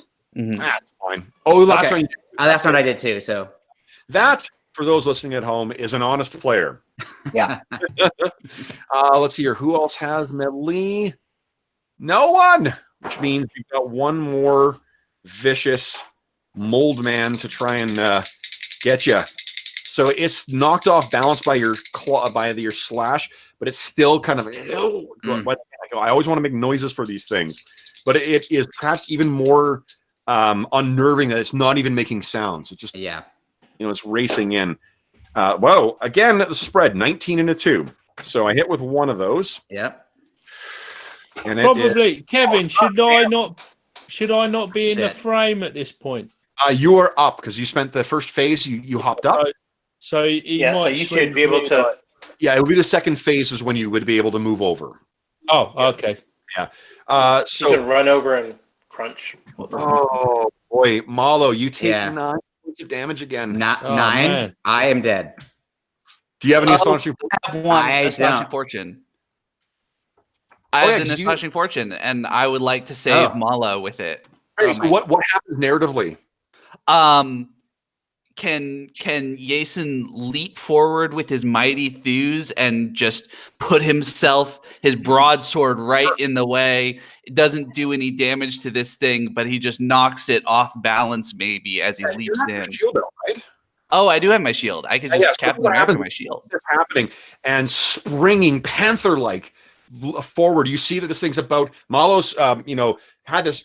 He put everything into this one slash and injure this thing, and again, like it would drop a normal man. So he's left himself open, and this thing's about to come down. You spring forward, boom, hit this thing with your shield, and knock it off balance so that it misses what would otherwise be a lethal blow. And I instinctively moved back as if I felt like the blow that would have hit me. Yeah. Oh yeah. And I look back at Jason and I nod. Malo's life flashes before Jason's eyes. Yeah. It's an area effect. So second phase, it looks like the only really interesting thing that's happening is Kane finally grabbing that hammer and racing in. Man, and I'm piling in right there between this Gribbly and my man, Mr. Black. Yeah. Thank you. Okay. Get out of my face, Gribbly. That's great. Oh shit! Go ahead and make an attack roll. Let's see. Okay, yeah. Man, I was getting so carried away, forgetting about the details. That should have been enough. yeah, he should just have died at a shot. Falls down. So I finally came into the battle. The sheer intimidation of watching Kane charge in. Yeah, that's charging phase. You watch this now. This Nice. Oh yeah. Okay. So wielding that massive,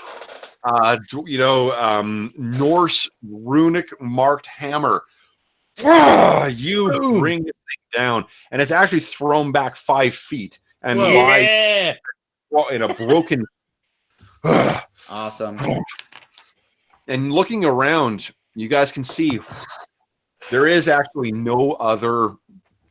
There's no other figures moving, and all you hear is the blowing snow or the blowing wind. And let me once again, so Jason kind of collapses to the ground. He's not going to attack anybody this time. Falls into the snow and just sort of lies there, chest heaving for a few minutes. Steam is coming up of his naked back as well. Make some snow angels. Yeah. Snow berserkers. His what do you call it? Background, wouldn't it be Snow Valkyries? Yeah, Maybe. Right. Yeah. Okay, cool. So wow, holy smokes! That was awesome. Thank Cool. you, That was Jason. close. Yep. All right, I gotta get going. I'll see you guys. All Okay, right. see you, Carl. Thanks, Have a great. Carl. See you, Carl. Yeah, we'll see you next time. Yep. see you Okay. later, Carl. So these things drop, and what are you guys going to do?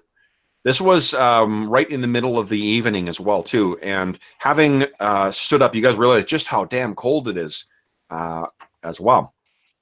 I have used as well twice in that sentence. And I would have not died if it weren't for the cold, even with that second hit, if I had taken it. That's how cold it is. Wow. That's wow. Yeah.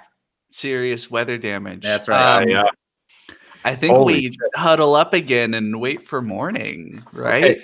Well, now that you wake up Prada and Reagan, Pragan. I'm putting That's good. They're a celebrity couple. Yep. We're on the same page here. Exactly what happened. We all just like on the same joke. Reagan. Okay, so let's Wow, that's awesome.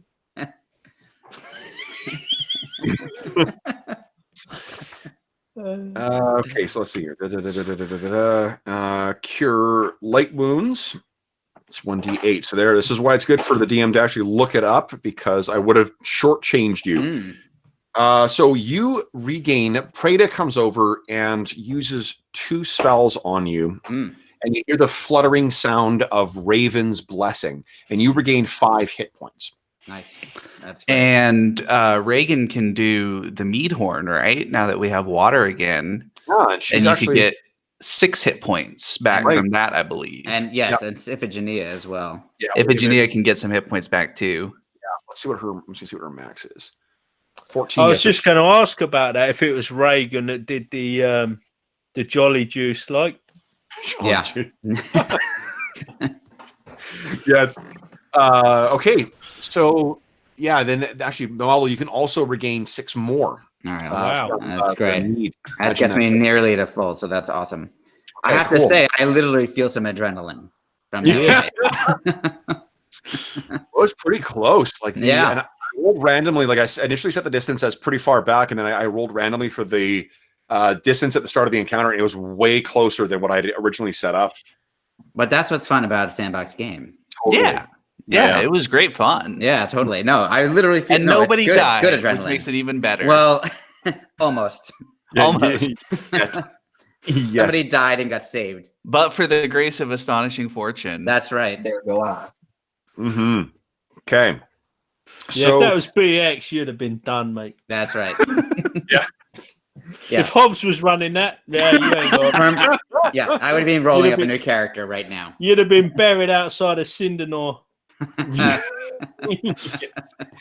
Okay, so let's do one quick thing here. I would ask, let's see here. Okay, so I'm going to go along the rows here. Colin, would you roll 4d6 for me? Arlen, 4d4. Will, 3d4. And George, 1d8, please. You said 4d6, yeah? 4d6, correct, for you. Yeah. Okay.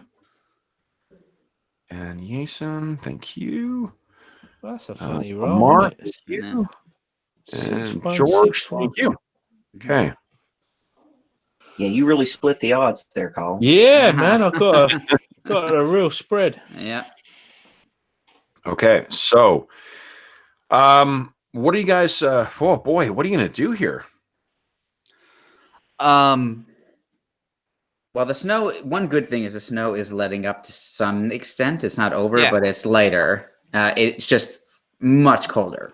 Yeah. So I think what we can do is once it's light, it's cold, so we might as well move, right? That's going to keep us a little warmer. Yeah. Yeah. We can put Jason and Eagle up front to sort of carve a path through the snow. Jason has pretty high constitution and strength, and we can trade off if we need to and start moving again, I think. Yeah, I like that idea. I don't want to stay here. No, we There's can't things out stay there. here forever. Yeah. Well, especially because we can't find any firewood, so we're going to be out of water again soon enough. Right. Yeah. True. Yeah. Okay. So here, one thing I need is I'm just gonna double check something. And when Jason is kind of getting a little bit fatigued, I can step in. Yeah. Kane cool. will step in. Okay. Whew. In fact, we don't need to wait till you're fatigued. We'll just like swap. Yeah, we'll out. just Mhm. trade off regularly. Yeah. Whoever's carving the Yeah. path through the snow. Yeah. Okay.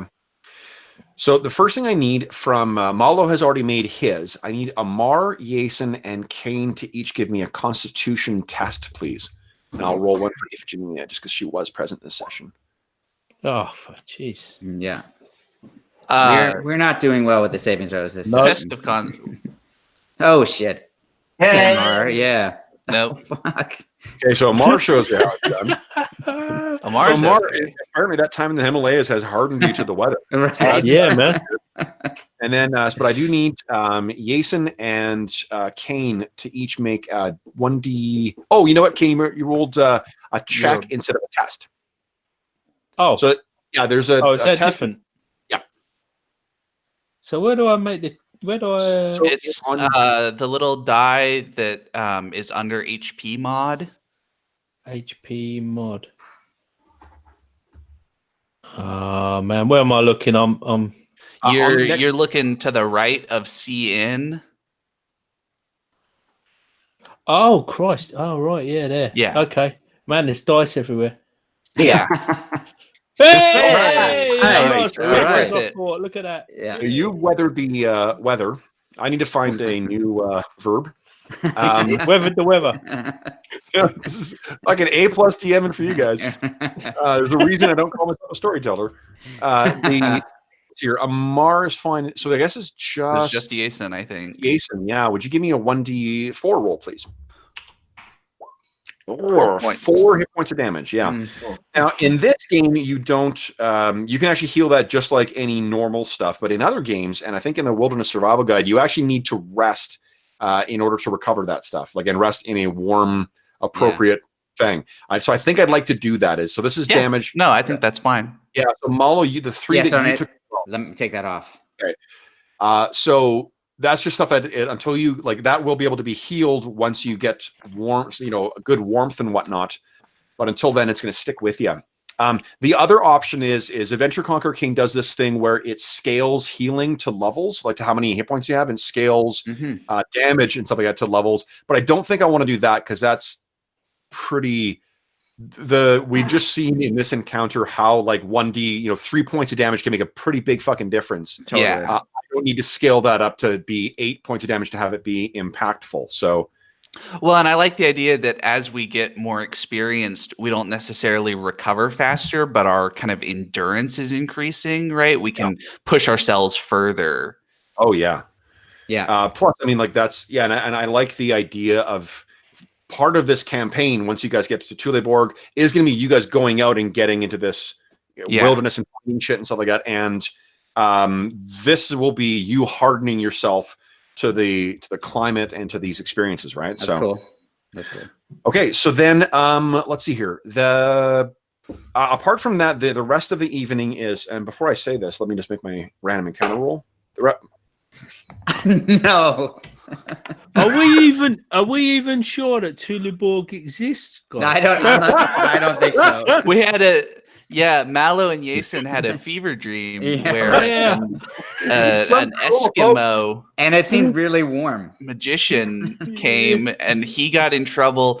What happened? He woke up with somebody he wasn't supposed to wake up with. Yeah. Yeah.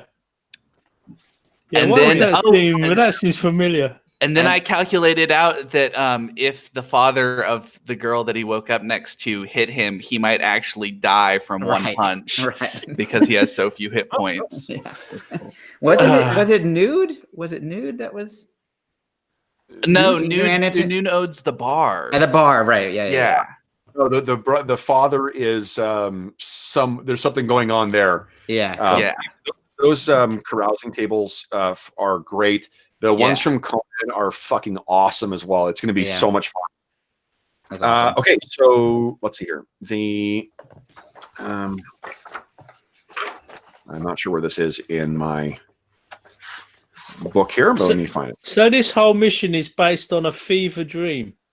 Yeah, we just revealed that to you now after weeks. Wow. Do you know what? I can't believe I signed up to this. All right. So now, So the crazy barbarian has a fever dream after waking up with some strumpet. Wow. No, the crazy barbarian has a fever dream of somebody else waking up with the strumpet. He wishes he was waking Oh up man, with the that's even strumpet. worse. It's even Don't tell me that. on our Wednesday session last week, no one else was available to play, so I just created a Ash character for one of my regular players from Wednesday, and he's actually in Thule board. Yeah. Do you think you guys will play that again? Oh yeah, I think so. Definitely, Okay. Yeah. Cool. No, Yeah. I'd like to see more of Thule. Me too. And since who knows if we're ever gonna see it. I know, right? Oh, okay, so as a bunch of veteran old school players, there is one thing I have not heard from you guys yet. Mm-hmm. Check for traps, 10-foot pole.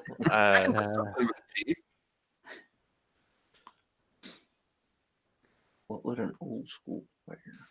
Come on, guys. We've got to work the tropes. Yeah. It rhymes with measure. Oh, yeah, treasure, but Yeah, we didn't search the bodies here. good lord, I'm kind of scared too. Yeah, those things exploded. Yeah, exactly.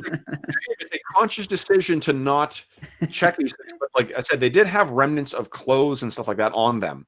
I guess We're already carrying so much fucking treasure. How much could they have relative to what we're carrying? Dude, I was actually treasure gonna. equals XP. I was actually going to suggest that we could maybe burn them for their calorific content. You know, maybe if we could set fire to these guys, we could get some heat off of them.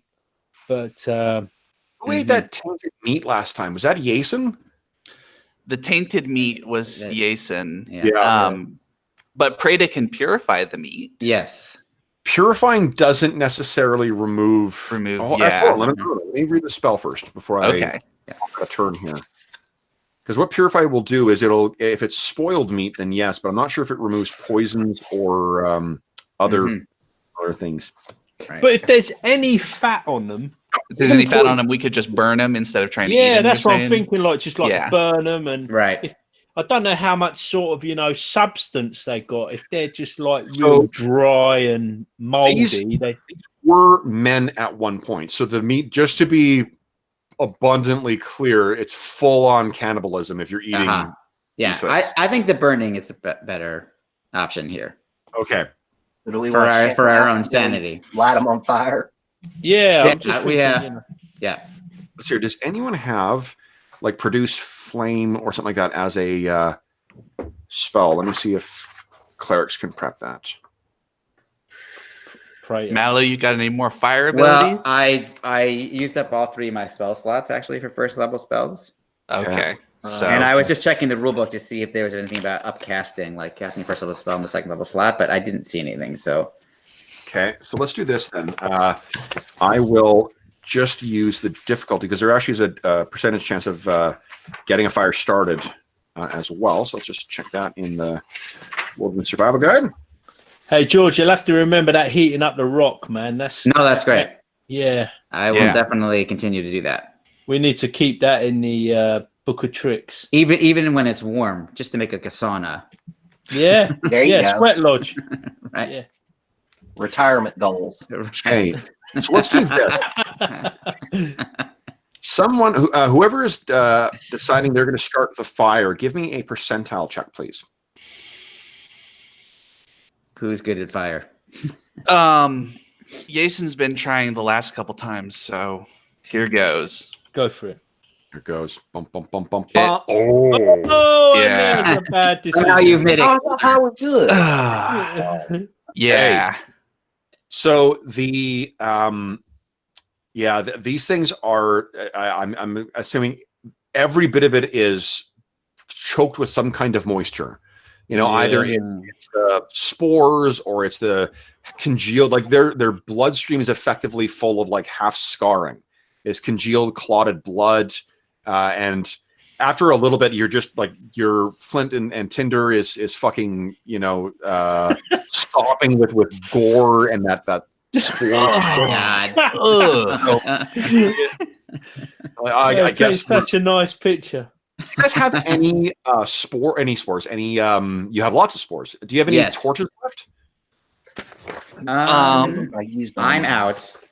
Yeah, I reckon I'm out. I have one.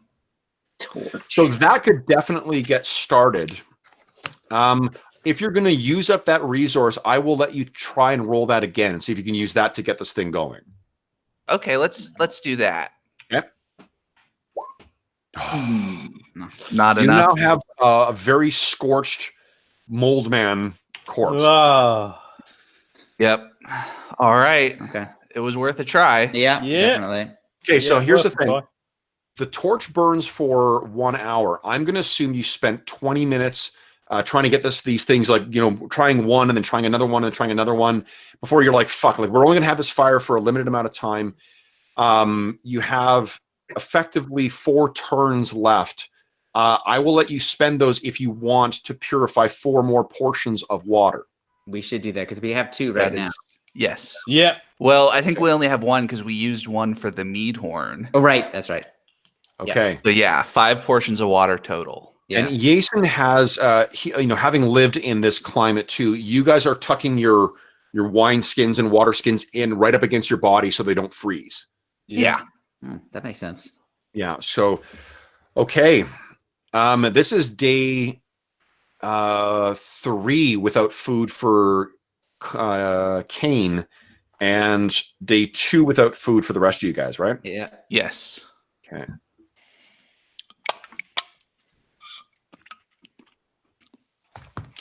All right, let me check here. So what sort of? I shouldn't ask you when you're busy there, Kevin. But I was wondering, what sort of deities might Kane kind of be praying to under these circumstances? Ooh, you could pray to Crimmer. Oh, yeah. So, Colin, did you check your email? Yeah, I did. He doesn't know how to use computers, Kevin. You know what I mean? No. I got this vague recollection of sending an email to Kevin, but this we've got this mass email thing. No. If you check your email, you should have received an email from DriveThru RPG. Oh, should I? Yeah. Oh, man. Yeah. Anyway, I'll do that. I'll do that. Kane, when you check your email, you Okay. will find that there is now a copy of the Ash PDF for you waiting. Oh, nice. Oh, bro, man, sweet. That's awesome. So if you check that, you will find that there is a bunch of, there's all the information about the different gods. You can read it over and see what would make sense for your character. Oh, cool. So I will tell Oh, you that what do the that. Cimmerians believe in is Crimmer, who is very much like Crom in the Conan stories, except that his eyes bleed lava, which is pretty dope. Yeah. Yeah. Painful sounding too. Well, probably, but he's a badass, so it's okay. Oh, yeah. Yeah. If you're a badass, that's not a problem. I know. Well, and the warmth might be helpful in. Yeah, yeah. True. That lava would like keep your face real Yeah. warm. He knows what he's doing. So Kane is currently 2 days off from suffering food-related penalties. Yeah. The rest of you are 3 days off from food-related penalties. Or I guess suppose it's lack of food-related penalties. Yes. Right. So the morning comes, you guys have rested, and what is the plan for today? It's fucking cold, but it's not. It's not. Once the sun is out, does it does the cold Sun, you say? Oh, Is not there- in Canada, folks. Is there? Well, let's do this. What was I thinking? Would you kindly, since George, you asked about it, why don't you give Okay, me yeah. let's see here. This is none of your Californian nonsense. That's- This is hardcore, man. It's easy to forget. Season, interesting. Okay. The land of endless sun and balmy winds. It kind of is. Okay. Would you kindly give me a percentile check, please? Alrighty. Whoa! Whoa! Oh. Okay. He's rolled the wrong dice. So the snow is going to continue. For 10 Actually, minutes. give me another percentile check, please. All right. It may actually change. Ooh. Oh, that's awesome. That's awesome. Dicey. That's Okay, so dicey. I don't like it when he says that's awesome. Oh, this is really more because it's okay. thematically fucking super cool. Oh, cool. Okay. All right, so you guys I didn't want to interrupt your plans here. What is the plan for heading on for the day? Then you guys are going to try and actually brave this. We're going to try to march. We're going to take turns at the front, making the trail for everybody to follow. Basically, okay. I think Jason's going to start because he's resistant to the cold and he's tough, and then we're just going to trade off at the front. Okay. I think we're going to head north. We don't want to go to the coast. We talked about that, so we're going to head northeast instead of north, instead of east. Sure. Yeah. All right. Are we trying to like book it? Like, are we gonna fourth mark? I think we're gonna go as much as we can. It seems like we're not really close enough to do the force march. We probably need to be only 1 day away by force marching to do that because we'll have to rest at the end of it. Although the question is, will it get us out of this freak storm? That is a good point too. I wonder if it's almost worth like caning it for pardon the pun, but caning it for a couple of days and then maybe huddle up and rest if we have to. Maybe if we're moving, let's real move. Yeah. I like that idea. Let's do that. Jason's on board, and all of the weak characters aren't here, so they can't complain. So if they just like wither away and die, so be it. It'll be even quieter than it is now.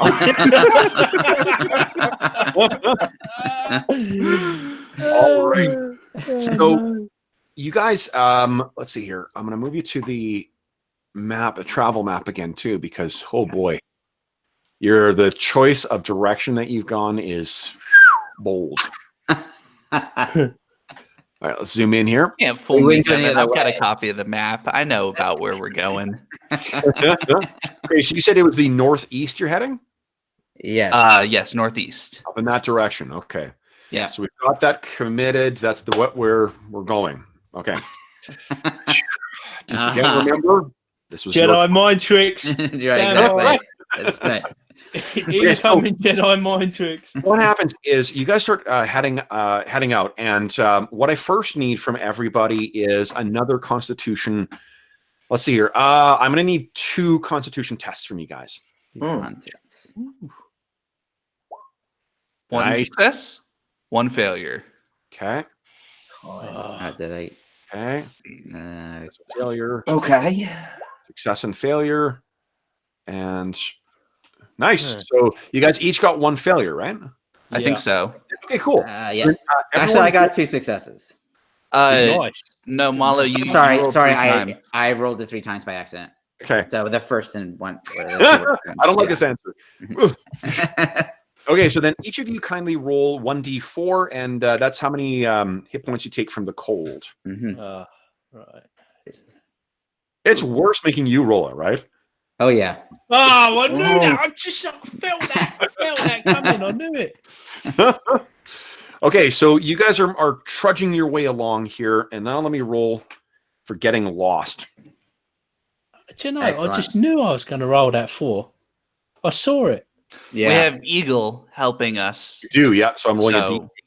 Yes. Eagle seems fairly insistent that you guys are traveling in the correct direction. It's too stupid to lie to us. He is, yeah. Well, but unless he doesn't know what he's talking about. Well, yeah, but the point is not malicious. Yes. This is a bit of a, well, not a bit of, this is an extremely fucking obscure reference, but in 13th Warrior, there is one actor who he's credited as like Grinning One. He's the guy who laughs and whatnot, the tall guy who doesn't talk and then like dies immediately. Oh, yeah. Yeah. I That's was the half guy- asleep when I saw 13th Warrior. I don't remember Oh, much okay. at all of the movie. It may offend you as a historian. It is a fucking awesome gaming movie. Oh, I remember enjoying it because I took a class on Beowulf. We read Beowulf in Old English, which was amazing. It was really one of like the best reading experiences of my life. It was so cool. And we watched 2 adaptations of Beowulf, neither of which were very good. Yeah. No, this one is. There's a lot of fucking problems with that film as well, but it is so much fucking fun, and it's really quotable. There's a lot of great lines that. Yeah. And the title of the novel is like Eaters of the Dead, right? Yeah. Yeah. What's the best translation of that island? So Seamus Heaney is really popular. He's got really good. There's another one published by Broadview, and I can't remember the name that I like. There's also what we did, which if you have the patience for it is really cool. There's a student version of Beowulf basically that has essentially it's Old English, but with every time a new word comes up, it's got the glossary. And so it's easy enough. It would take a lot of work to read the whole thing, but if you find like one paragraph, essentially a sort of short passage, it's awesome to read it in Old English. I think I would probably check out that Seamus Heaney one and maybe. Yeah, Seamus Heaney's great. I was gonna say what I love about these discussions is that now I can say to my wife, I gotta play these games because I'm getting educated. Yeah, exactly right, man. Of course. Exactly.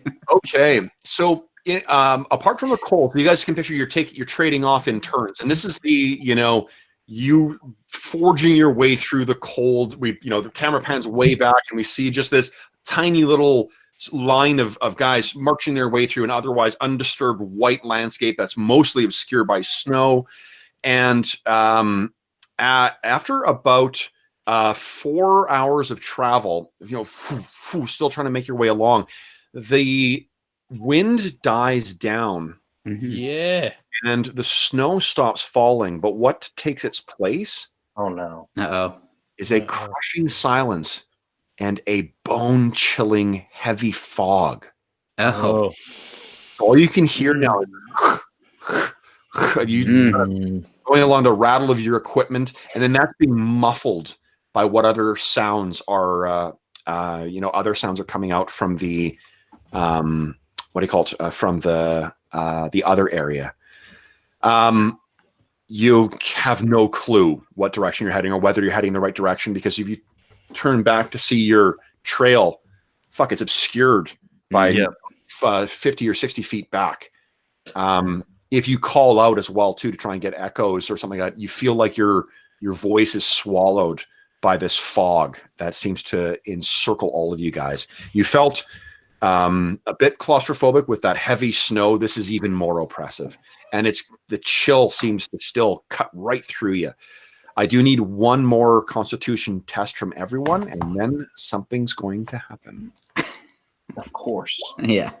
Nice, Jason. Okay. Nice, Kane. Yeah. I'm wondering if this. So at this point, how long have we been going at this point before the fog?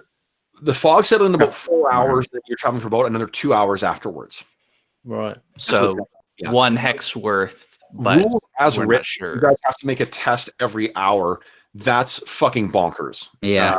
Because you'll kill a first level character with cold in the span of an afternoon stroll. Right. So that seems a little extreme to me. I agree. And okay, so here's what I'm also going to say. Because of that bear skin you've got too, whoever has the bear skin on it will effectively have advantage on the test. You can make it twice and take the better results. That's cool. Well, and Amar has his cloak of protection. Does that help him at all? It's steel skin. So here's an interesting thing about that cloak is that Amar, you've been studying this thing, and it seems as if the cloak itself is beautiful, and it's got a great quality to it.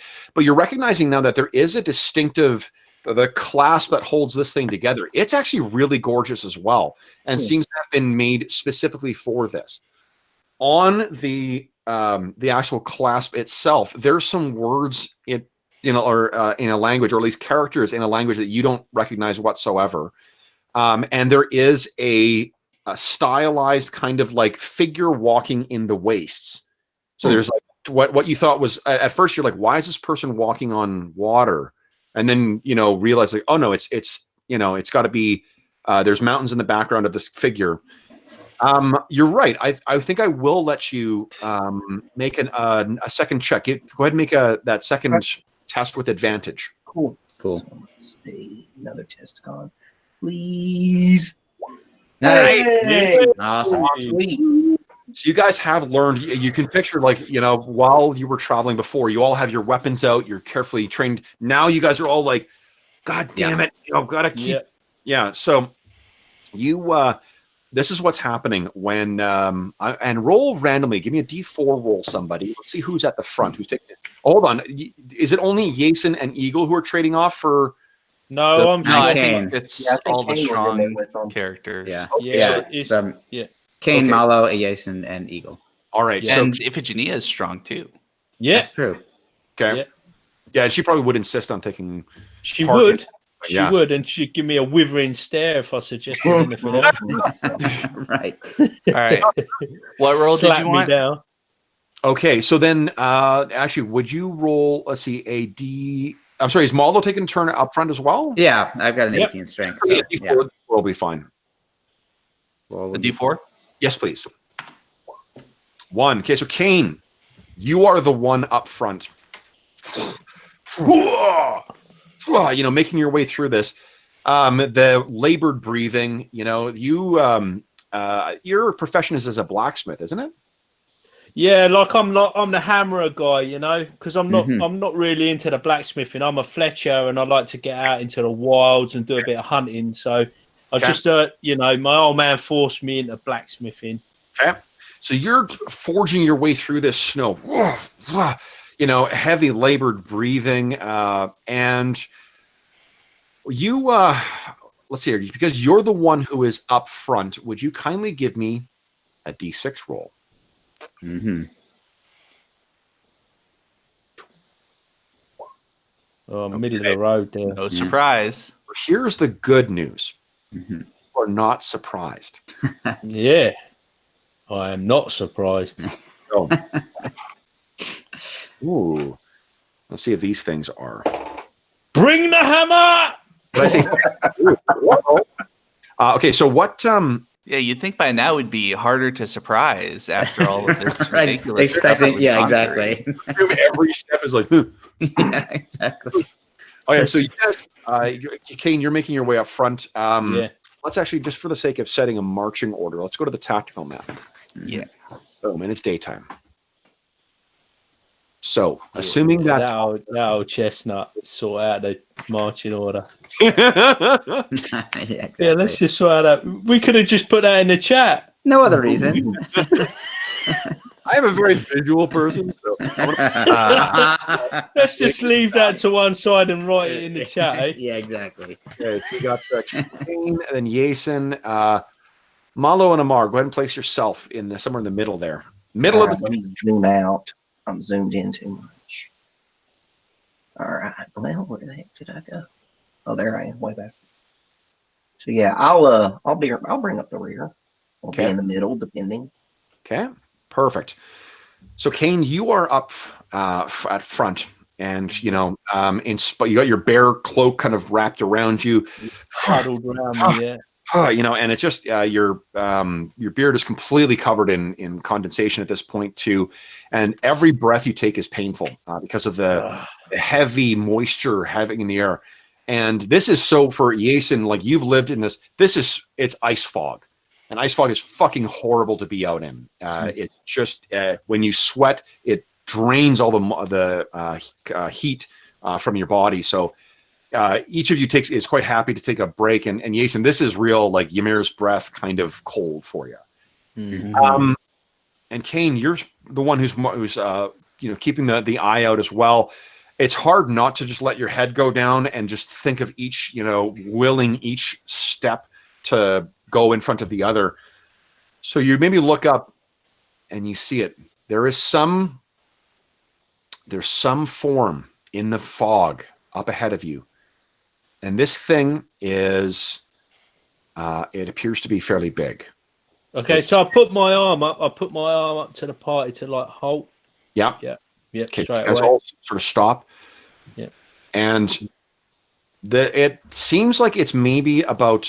It's definitely, you can see about 50 feet out, and then the fog kind of, it obscures whatever is further ahead. And whatever is further ahead is at least 10 or 15 or 20 feet into the fog.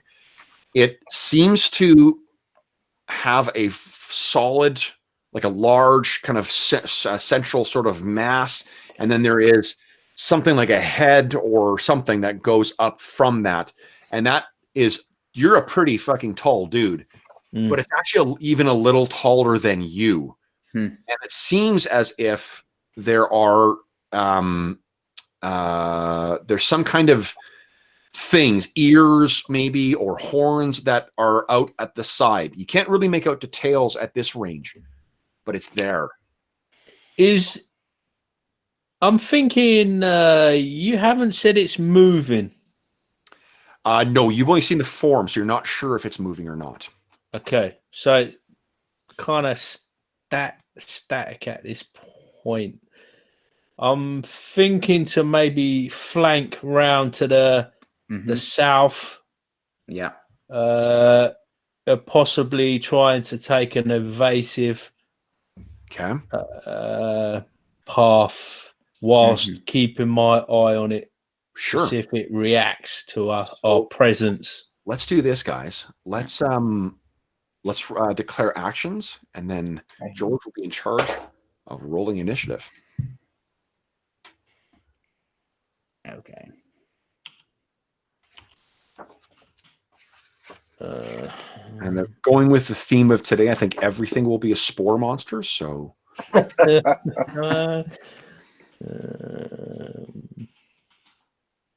well, I'm evasive maneuvering here. Move then if you like. So, like, are you trying to time it, or are you just going to move at a walking pace? Well, I want to try and see if I can dodge this thing for a change. Yeah, sure. We got interrupted during the night. Yep. And Jason rage. Can always myself and attack it from a different angle. If it does goes he have another pear-shaped. one in him, or is he out? No, I think okay. Assuming that he stood up, he stayed up, and you didn't do the. Yeah. And I appreciate you not doing the gamest thing of like, let's just hold on, let's just sleep 8 more hours, and then we'll get all our shit back. Yeah, no, that's silly. Okay. Okay. All right, so move. Now, Kane, what is your wisdom? My wisdom is possibly my worst stat. And there's no possibly about it. It's clearly my worst stat, and it's a 9. It's a 9, okay? Yeah, he's not that wise. So would you kindly give me a D6 roll? Jason, let's see here. Boom. No, Amar. 2. Also give me a, what is your wisdom? My wisdom? Yeah. 16. 16, okay. And a D6 roll as well, please. Okay, so just a D6. All right. Okay. Man, you're nearly twice as wise as me. Okay. So let me give you this a little tidbit of information here there, Kane. So you see this thing and immediately like you think, yes, this is it's a fucking it's another thing that's going to try and kill me. Yeah, try and kill you. So you're immediately like plotting the things, and you look back, and this thing seems to shift a little bit in, and it moves to the side, and then it seems to look back and move a little bit in your direction. What seems to be ahead? It might be some kind of like a deer or an elk of some kind, a massive one, huge. But because when it moves to its profile, you can see the it's not ears. It looks more like horns or antlers. Yeah. And then it seems to turn, and you can hear as it's its massive legs are moving through. You get a chance to see it in profile, and it's a quadruped, and it's got a long body on it. So So Igor. Eagle. Eagle. Yeah. He's a hunter, isn't he? He is, yeah. So I'm gonna like turn to him and I'm gonna go like you know, can you see that? Your camera's not on roll 20, so if there is a Okay, so folks at home who are like suffering my ineptitude, on the other camera, I'm doing a moose. Yeah, everybody do it. It does. It looks like that okay, yeah. when It's a Wonderful Life when they go hee haw. Okay, so you gesture to him and he pulls, kind of draws back the string on, or an arrow, drawing back the string of his bow. Yeah, as do I. Okay, so you put your hammer, I guess, down, so in the snow, and draw your. It's a crossbow you've got, right? No, I've got a short bow. Oh, short bow, sweet. Okay, and draw your short bow out. Amar, you see them doing this. You were the other hunter in this group. What are your? Oh, okay. I'll do that as well to Amar. Oh my gosh! Yeah, for those listening at home, you really are missing something here. You are. Yeah, man. Grade A miming. Yeah, this is top world class stuff. That's right. Okay, so let me quickly search here.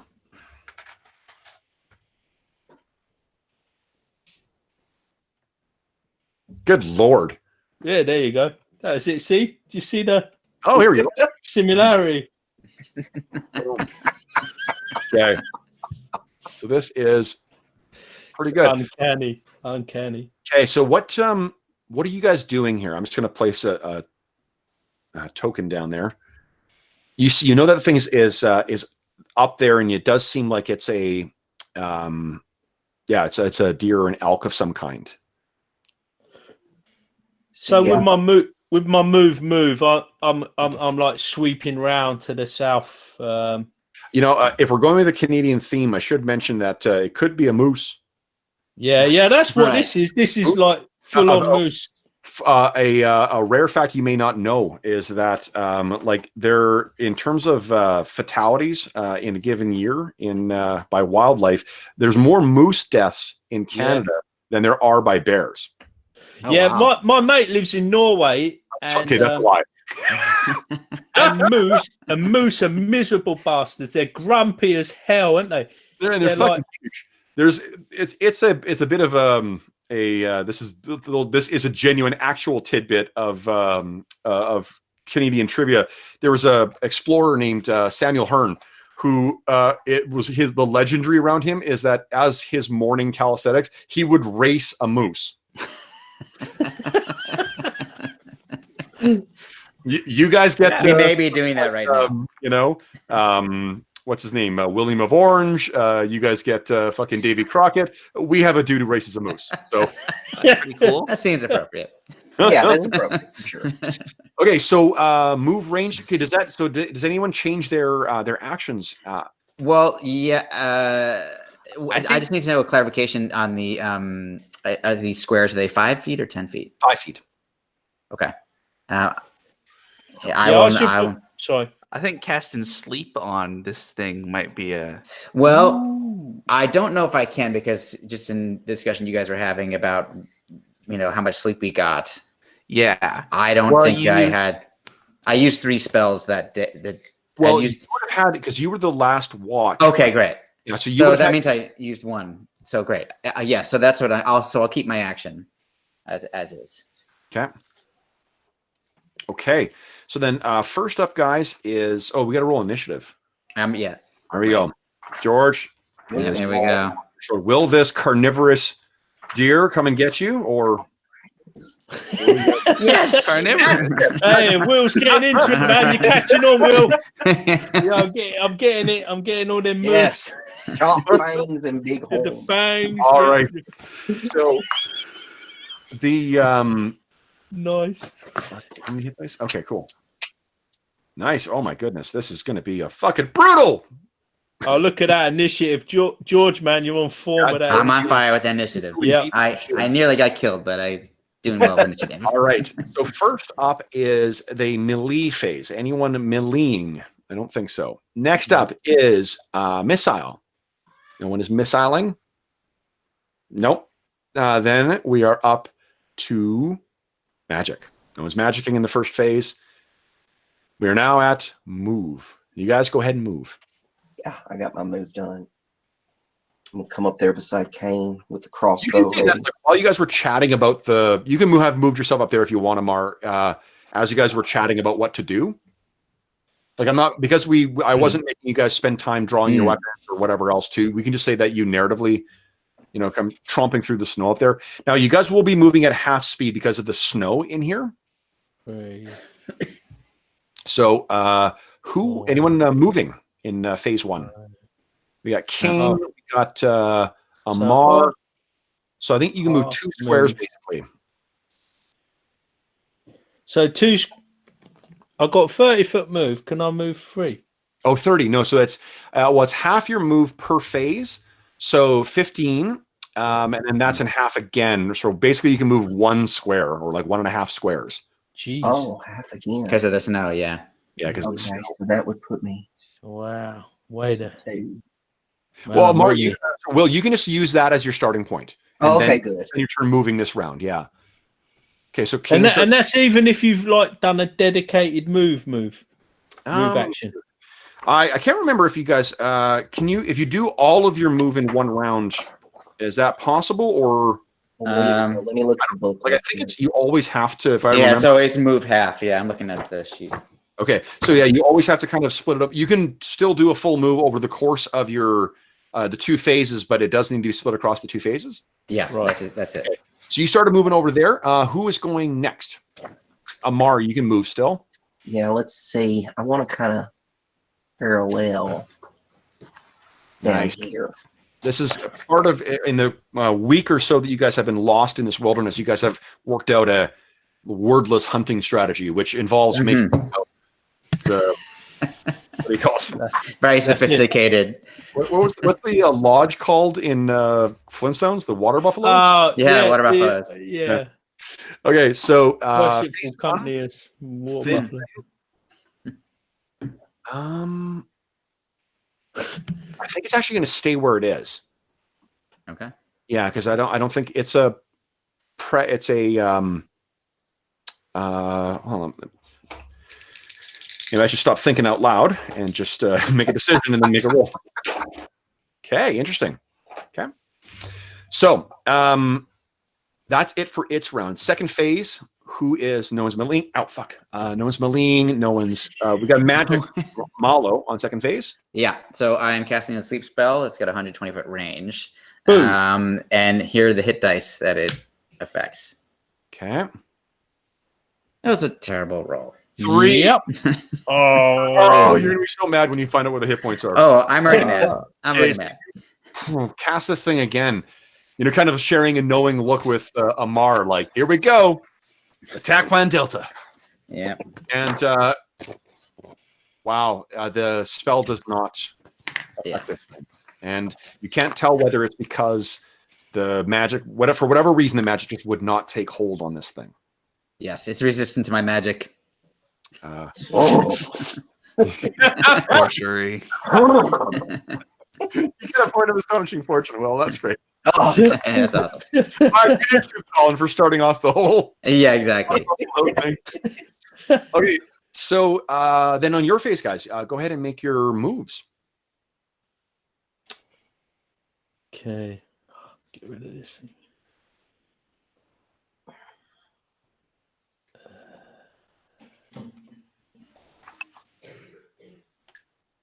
Okay. Slowly, so you can actually see it now through the mist. And what, Amar? You've got a monk speed, don't you? You're faster. yeah, but I was fixing. Don't I need to do the ranged attack now? You actually can't see it until you're within 50 because of the. Oh, I'm sorry, I missed that part. My Oh, bad. hold on. No. You're right. You can still make an attack. It will have there'll be a bonus to its AC because of the fog. So let me see what that. Okay. Let's see here. That modifier will be. One thing that I really wish role-playing games would get away from is splitting their fucking combat chapters into 2 different fucking sections. Yeah. They routinely do this now where they're like, here's some of the basic stuff, but here's also some of the more advanced stuff. Like, it's cool to just fucking say this is advanced stuff for people who are new to role-playing games. But splitting it to continually have to go to 2 different goddamn sections. Yeah. And it's not just it's not Ash. Like, this is every modern version of D&D does that. It's just, I'm hoping that all of it is on the screen. I didn't see an image of this, what the screen has on it. I just ordered it, but I'm hoping it's all combined into one place. The DM screen? Yeah, DM screen. oh I'm yeah, just waiting for my Kickstarter to get yeah, that'll be fine. But just the rules, like, I No, think I it's agree. got most of the stuff that's on the ready reference sheets. That's what it looked like to me. oh yeah, no, just That's cool. like I've gone through this with Pathfinder. I've gone through this with Starfinder, and it's like just put it all in one fucking section. Yeah, agreed. Don't be like, oh, and read this here. Now here's some stuff about healing, and now here's some stuff about movement, and now here's the rest of the combat rules. Yeah, totally. Ridiculous. Okay, so later. Anyway, rant over. So I'm going to give this thing plus. I'm going to give +2 to its AC. For this. So you- I don't know if the distance thing is accurate, but I'm showing Amar right at 50 relative to it. Can you see my pointer? Yeah, those measures will not be correct because I don't ever work these maps properly. Yeah, no worries. All right. So- So let's see. 20, 40. Oh, maybe it is actually. Maybe this one is one of the ones that I did get it right. Whoa. Okay, Nice. so it's you're the one with the crossbow, right? Yeah, I got a crossbow. Okay, cool. So, and you hear this. That's my elk sound. Look, I don't know what an elk sounds like, so that could be. Yeah, totally I have no accurate. I just heard what a hyena sounds like this morning when I was watching some bullshit video, and it's really unnerving. Yep. Kind of like children, to be honest. Oh wow, Oh Yeah. wow, Yeah, Jesus! it's really creepy. that is unnerving. Yeah. Okay, so you hit this thing and it cries out, and it's huge. Like, you're realizing as you get closer, this is a really fucking big animal. Kane, you've heard that as well. Were you intending to make a range attack, or were you just kind of moving? Well, I was just trying to try and cut off his retreat. That's what I was planning. on doing. Okay. So once I think this is maybe not the first time Amar has jumped the gun. Yeah. All right. So then I think that is, unless anyone else has any move actions, I believe we're done second phase, which means top of the round in declare actions, and then let's initiatize. Let's see. Let me go. And I'm going to make a. Oh, wow. Interesting.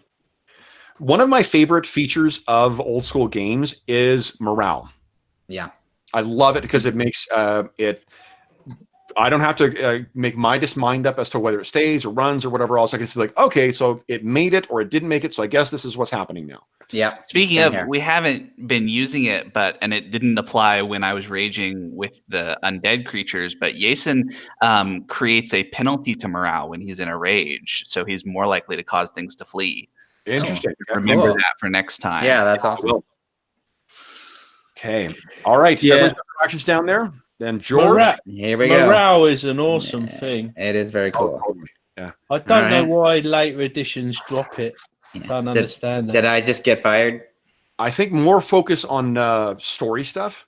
Yep. Yeah. Yeah, but morale makes story, doesn't it? Well, So- and I I agreed. Yeah. Well, then let me show you what I rolled, George, because I want to Okay. be giving me honest here. Yes. Dun, dun. Awesome. Okay. So you guys are up first. So then we got Malo in missile. We've got Kane. Shoot. Oh God. I look forward to seeing what you're going to write every time, Colin. Yeah. You Well, never that's it. Well, when I've read this PDF, maybe it'll be better, eh? You'll be fine. Okay. So then go ahead. Anyone who's doing missile attacks, you guys go ahead. All right.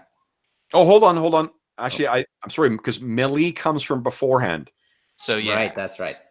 Yeah. Which means that I rolled. The reason I mentioned the morale mechanic is I thought this thing does not have great morale. Which is great because it's a herbivore, right? Like it's Right. Yeah, that's right. Yeah. Of it course. made its check. Oh, wow. Yeah. Oh, so it's stopping. It's not only stopping, it's fucking attacking. Yeah, I thought he was going to say that. boom, boom, boom, boom, boom, boom, and it goes racing towards you, Kane. So this thing comes out, and as it comes into view, what this is, it's all like this dirty white kind of fur on it. It's got those brilliant like black eyes that deer have. It's a living creature. You can see its breath as it's going along. But this thing's head is at least a foot taller than you, and it lowers the whole thing down with its horns as it comes in towards you. Ba-bum, ba-bum, ba-bum. And its legs are carrying it well above the snow, so it's not affected by the deep snow at all. Only one connects, but one of these massive horns does hit you. Oh boy! And let's see here. Oh man, 9 points of damage. Whoa! Wow. Things clatter into you. Can I make a grab for it? You can, yeah. So what you would be doing is you'd have to drop your weapon. Yeah, I'll drop it. Anything I've got. When this thing like rams into me, whatever's stuck into me, I want to kind of grab hold of it and try and swing myself up onto it. He's gonna grapple it. Grapple this mofo. That's awesome. Do you still have a Oh no, we used up like all of our astonishing fortune. Yeah. Kane and Amar have one. Yeah, I got one. So you're giving me an excuse to make use of one of my favorite new products, which is dungeon grappling. Oh, yeah. Some real Beowulf stuff going on. Totally. Okay, so here's what I'm going to do is I'm going to get you to... So, sorry. Was it 9, you said? Yeah. 9 damage. That's right. Sorry. 9 damage, yeah. Okay, let me calculate DC.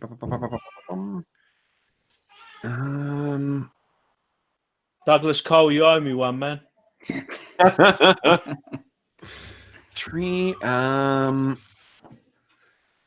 Okay, so here's what I need from you is would you kindly make a D20 roll? You're going to add you're level 3, right? Yes. Yeah, and you've got 18 strength, which is 18 plus 2 to hit? 18 is plus 2 to hit, plus 3 to damage. Okay. So then would you kindly make attack roll and add 5 to the result? So I'm rolled D20 plus 5, yeah? Yes, please. Right. D20 plus 5. What do I get? So that's not going to be quite good. Crap. But do you have any astonishing fortune left? Yeah, 1. Yeah. Okay. So you can go ahead. You can use that, or you can sit on it for the 50 XP it's worth. No, that is BS. That's 50 right. XP. I laugh at 50 XP. I take your 50 XP and I cast it to the wind and I roll again. Nice. Here we go. Boom. Nice. Oh yeah. Oh yeah. All right.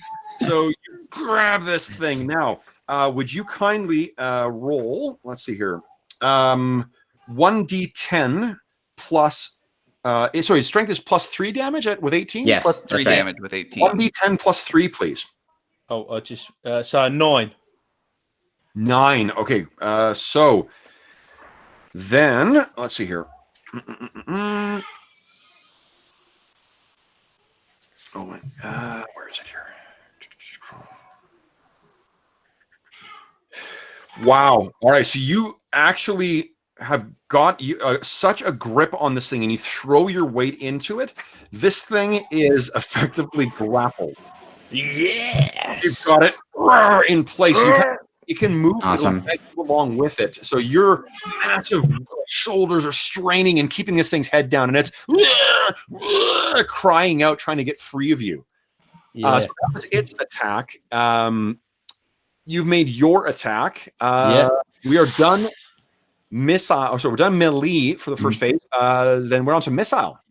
So I made an attack and hit AC 7. AC 7. Yeah. Miss. Is he easier to hit because he's grappled? Just good enough. Oh, sweet. Yeah. All right. So 4 nice. points damage. 4 points damage. Yeah. And cries out again. Okay. I'm hungry. All right. So let's see here. That is that. Who's up next? I guess Amar's going to move. Yeah, I was going to try and move up a little bit more. Sure. Since I saw it was charging at Kane. Sure. To try and have less of a chance to hit him. Absolutely. Yeah. Get better straight line view on it without him being in the picture. So you get you can see it like clearly through the mist. He's struggling with this thing, and like the head and the horns are almost the size of his entire chest. So it's an incredible display of strength because this thing is easily like 2-3 times his weight. Just punch it in the nose. All right. Yason, what are you holding for? Oh, I am just I guess since it ran in, I can charge. So I can start my charge. Yep. Yeah. So I'm gonna start my charge and get up to 1, 2, 3, 4 right here. And I'll be continuing the charge through in the second phase to smack him. Okay. He's gonna sack the moose. Sack the moose, man. Actually, I might try to wrestle into the ground some more. I might. Oh, that's awesome. Did Peter Gabriel make a song about that? Sack the moose. Yeah, I think that was it. Okay, so then I think we're done first phase then. So we're on to phase 2. Melee first. No one has any melee. Oh, no, if I'm charging, I'm... Oh, then you just go, yeah. So yeah, I'm going to go in. I'm going to drop the bastard sword and the shield and try to add my weight onto the other antler to hold this in place. Yeah. Go ahead and roll. So it's I think it's the same modifier for you, isn't it? Because I also have 18 strength. Yep. So 1d20 plus 5. Plus 5. Yeah. Ooh. You want to spend a point of astonishing fortune, or do you? I don't have any. Yeah. Oh, does anyone have? Amar has one, I think. Yeah, I've got one left. So You want to Cause a distraction. Either way is fine. I'm not worried about it. If I don't connect, it's okay. Okay, so you were trying to punch it. No, I'm trying to grab onto its other antler to hold it. You're trying to grab on the other antler. So what could I do to assist? Let's see. Let's say, like, you could even just call something out. You know, you could have called out directions for where he's supposed to go. If instead of like trying to grab its hands, maybe you said legs, grab the legs. Yeah. Okay. So go ahead, Yason, make a second roll. Yeah. That's better. Nice. Yeah. Got it. Now for you, it's 1d12 plus 3. Sweet. 1d12 plus 3. Well, Awesome. So Moose burgers. you guys have this thing. You sweep its legs out, and it falls to the side. And then Kane, you're able to sort of like, you know, rodeo style, grab it and wrench its head around. You guys have it completely under control now. So if you guys want to add a narrative flourish is how you put this down, this does seem to be Amar's wheelhouse. So, so I think Yason comes around. We've got Kane on one antler at front. Yason kind of smacks into its side, and we see him struggle for a second, but then he rears around, kind of sweeps the leg out, and pulls up the head back to expose its neck so that Amar can finish it off. Okay. Well, this thing, I mean, I think you went for the back end, and again, like the length of this thing is probably like 10 feet. Okay, so I'll just smash the back end, and it rears up trying to get away. And I reckon like you knock it off balance, and that allows me to like yank up the head, and then I just pull out a dagon like Mithras style. Throat. Okay, so this thing coup de grace. Sprays out, and there's this brilliantly red blood that sprays across the white of the what do you call it, of the snow. Now, the upside, well, there's a couple of upsides to this, and everyone who's been making tauntaun jokes in the chat too. Nice. Okay, so let's see the. All right, now I'm not going to fumble around because I know it's not on a table. It's in a paragraph for how much meat you get off of the large-sized creatures. So I won't waste a bunch of time. But I think it's let's see here. That's for here we go. Here we go.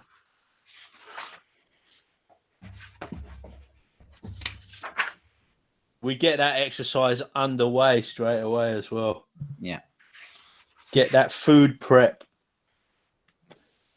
Okay, so if you spend a day preparing this thing, and like you did with the bear, well, I guess here's the thing: you do need a fire. So there's going to need to be you're going to have to figure out a way to get a fire started in this fucking ice fog. But if you do, then you will be able to potentially prepare 20 days of rations from this. Whoa. Nice. Yeah. And if you, bleed this thing properly, I'll say that everyone's going to get a day's worth of water rations as well. Great. So that'll set the trigger back to 0 for that. But let's deal with, I see that we're just past time. Let's deal with that next time. Sure. Well, it's Awesome. with setting up camp. But first, let's quickly figure out what our XP was for the session. So, whew. Oh, and you want more good news? Sure. Yeah. A little bit of good news, bad news on this. So, good news is Lord is right He in. slid that under the radar. Yeah, exactly. Yeah, you want some good news? Well, good news, bad news. it comes with bad news. Okay. Good news is we made progress. Bad news, wrong direction. Yeah. Yep. Yeah. Eagle Okay. unfortunately uncovered the he got turned around in the fog, and you guys are now, boom, there. Okay. Okay. Well, Well, that's black on my screen at the moment. Okay. It's Yeah, it's sort So of we've way gone down. north. Yeah. Okay, so XP from this session is, where's my phone to do the math here? Here we go.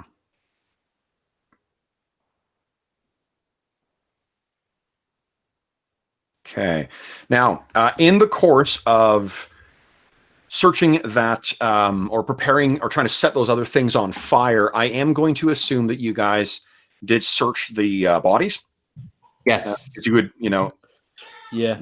you're thus far you have proven yourself to be nothing if not, money grubbing adventurers. So, let's see, That's so fair. here's what you gain from there. And it really isn't a fortune. It's not a huge amount, but it's 6 gold pieces, 60 silver pieces, 66 electrum pieces, and then 84 copper pieces. Okay, we'll take it.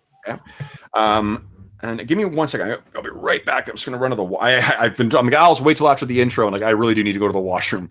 Fucking venti coffees.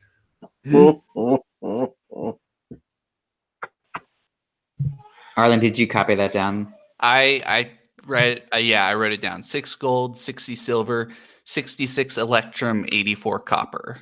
Yeah, I wrote it down too. So. Right.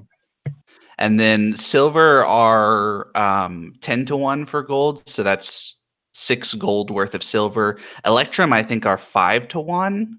Yeah. That's right. Or maybe that's platinum. I don't. Let me go. My notes are a mess. Platinum's normally like 10 GP, isn't it? Yeah, so I think it is electrum because electrum's a gold silver Mix. alloy. Yeah. So like 5 gold. Yeah. So I think it's 5 electrum pieces to 1 gold, and then however many copper. Man, who would ever think you'd see an epic moose fight? And it became epic. Wow. It was epic. Yeah, the wrestling the moose to the ground to finish it off. Yeah. No, That that's was awesome. great. Yeah. You couldn't make that up, could you? Yeah, Electrum is 2 to 1. No. Electrum is 2 to 1. Oh, Electrum is great. 2 to 1. All right, sorry about that, guys. That's all Okay, right, so hey, your camera's back working. Yeah, sort of. It keeps cutting out. I don't know why it cuts out. It's fucking Roll20 is a mystery sometimes. Like I've got some campaigns where it positions the cameras in the right place, like the avatars in the right place, and it displays every time. And then there's other ones where it just won't work. I have no idea what. Noughts and ones. Yeah, and there's no rhyme or reason as to why that's the case. Okay, so the XP. Whoops, I just closed my fucking phone down. Total XP. Oh, how many? Do we have any astonishing fortune left? Nope. No, No, I burned mine. Someone has been very fucking stingy with his astonishing fortune this round. Jeez. Cheap DM, come on. We didn't earn it. That was it. I tell you what, he's All not right. been stingy with the bad weather though. Yeah. Oh, right, you What? explored another Jeez. hex too. Oh shit. Okay. And I'm glad the spring's here. That's all I can say.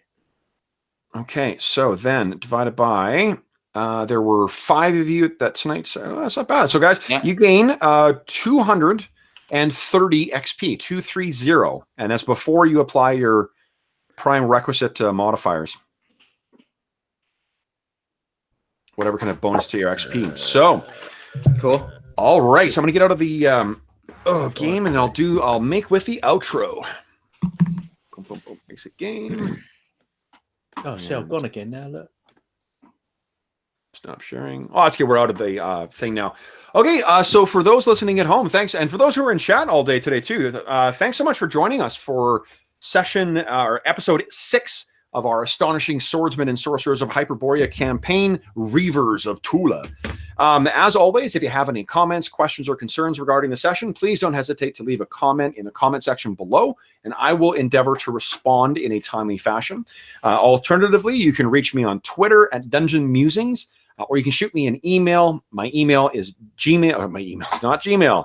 It is on Gmail. That is technically correct, but my email address is dungeonmusings@gmail.com. It's not like I don't do this fucking outro like 4 times a week. I still fuck it up every single time. Like, good Lord. You may also notice that there is a description in the link in the description of the video. One of those is actually to go and buy the Astonishing Swordsmen and Sorcerers of Hyperborea. So if this does seem like a cool game, and I assure you it is a very fucking cool game, you can go through and purchase it there at Northwind Adventures. In addition, there's a link through to the charity fundraising campaign that we're running on the channel. That is something called Heroes Save Villages, where we have paired up with SOS Children's Villages International, a really great charity that benefits children living in really difficult circumstances, often orphans, both in North America and elsewhere in the world. The campaign has a bunch of different neat rewards available to it, including adding NPCs or giving Astonishing Fortune to our heroes, or you can just donate money as well. Any money that is donated goes directly to SOS Children's Villages International. None of it is eaten up by a middleman. None of it goes to the channel. It just goes to help out with the folks at SOS Children's Villages International do the very good work that they're doing.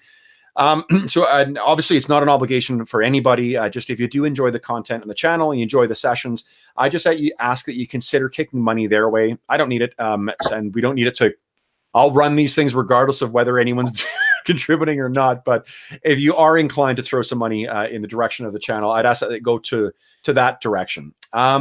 Finally, I want to thank my players. So guys, thank you so much for joining me today.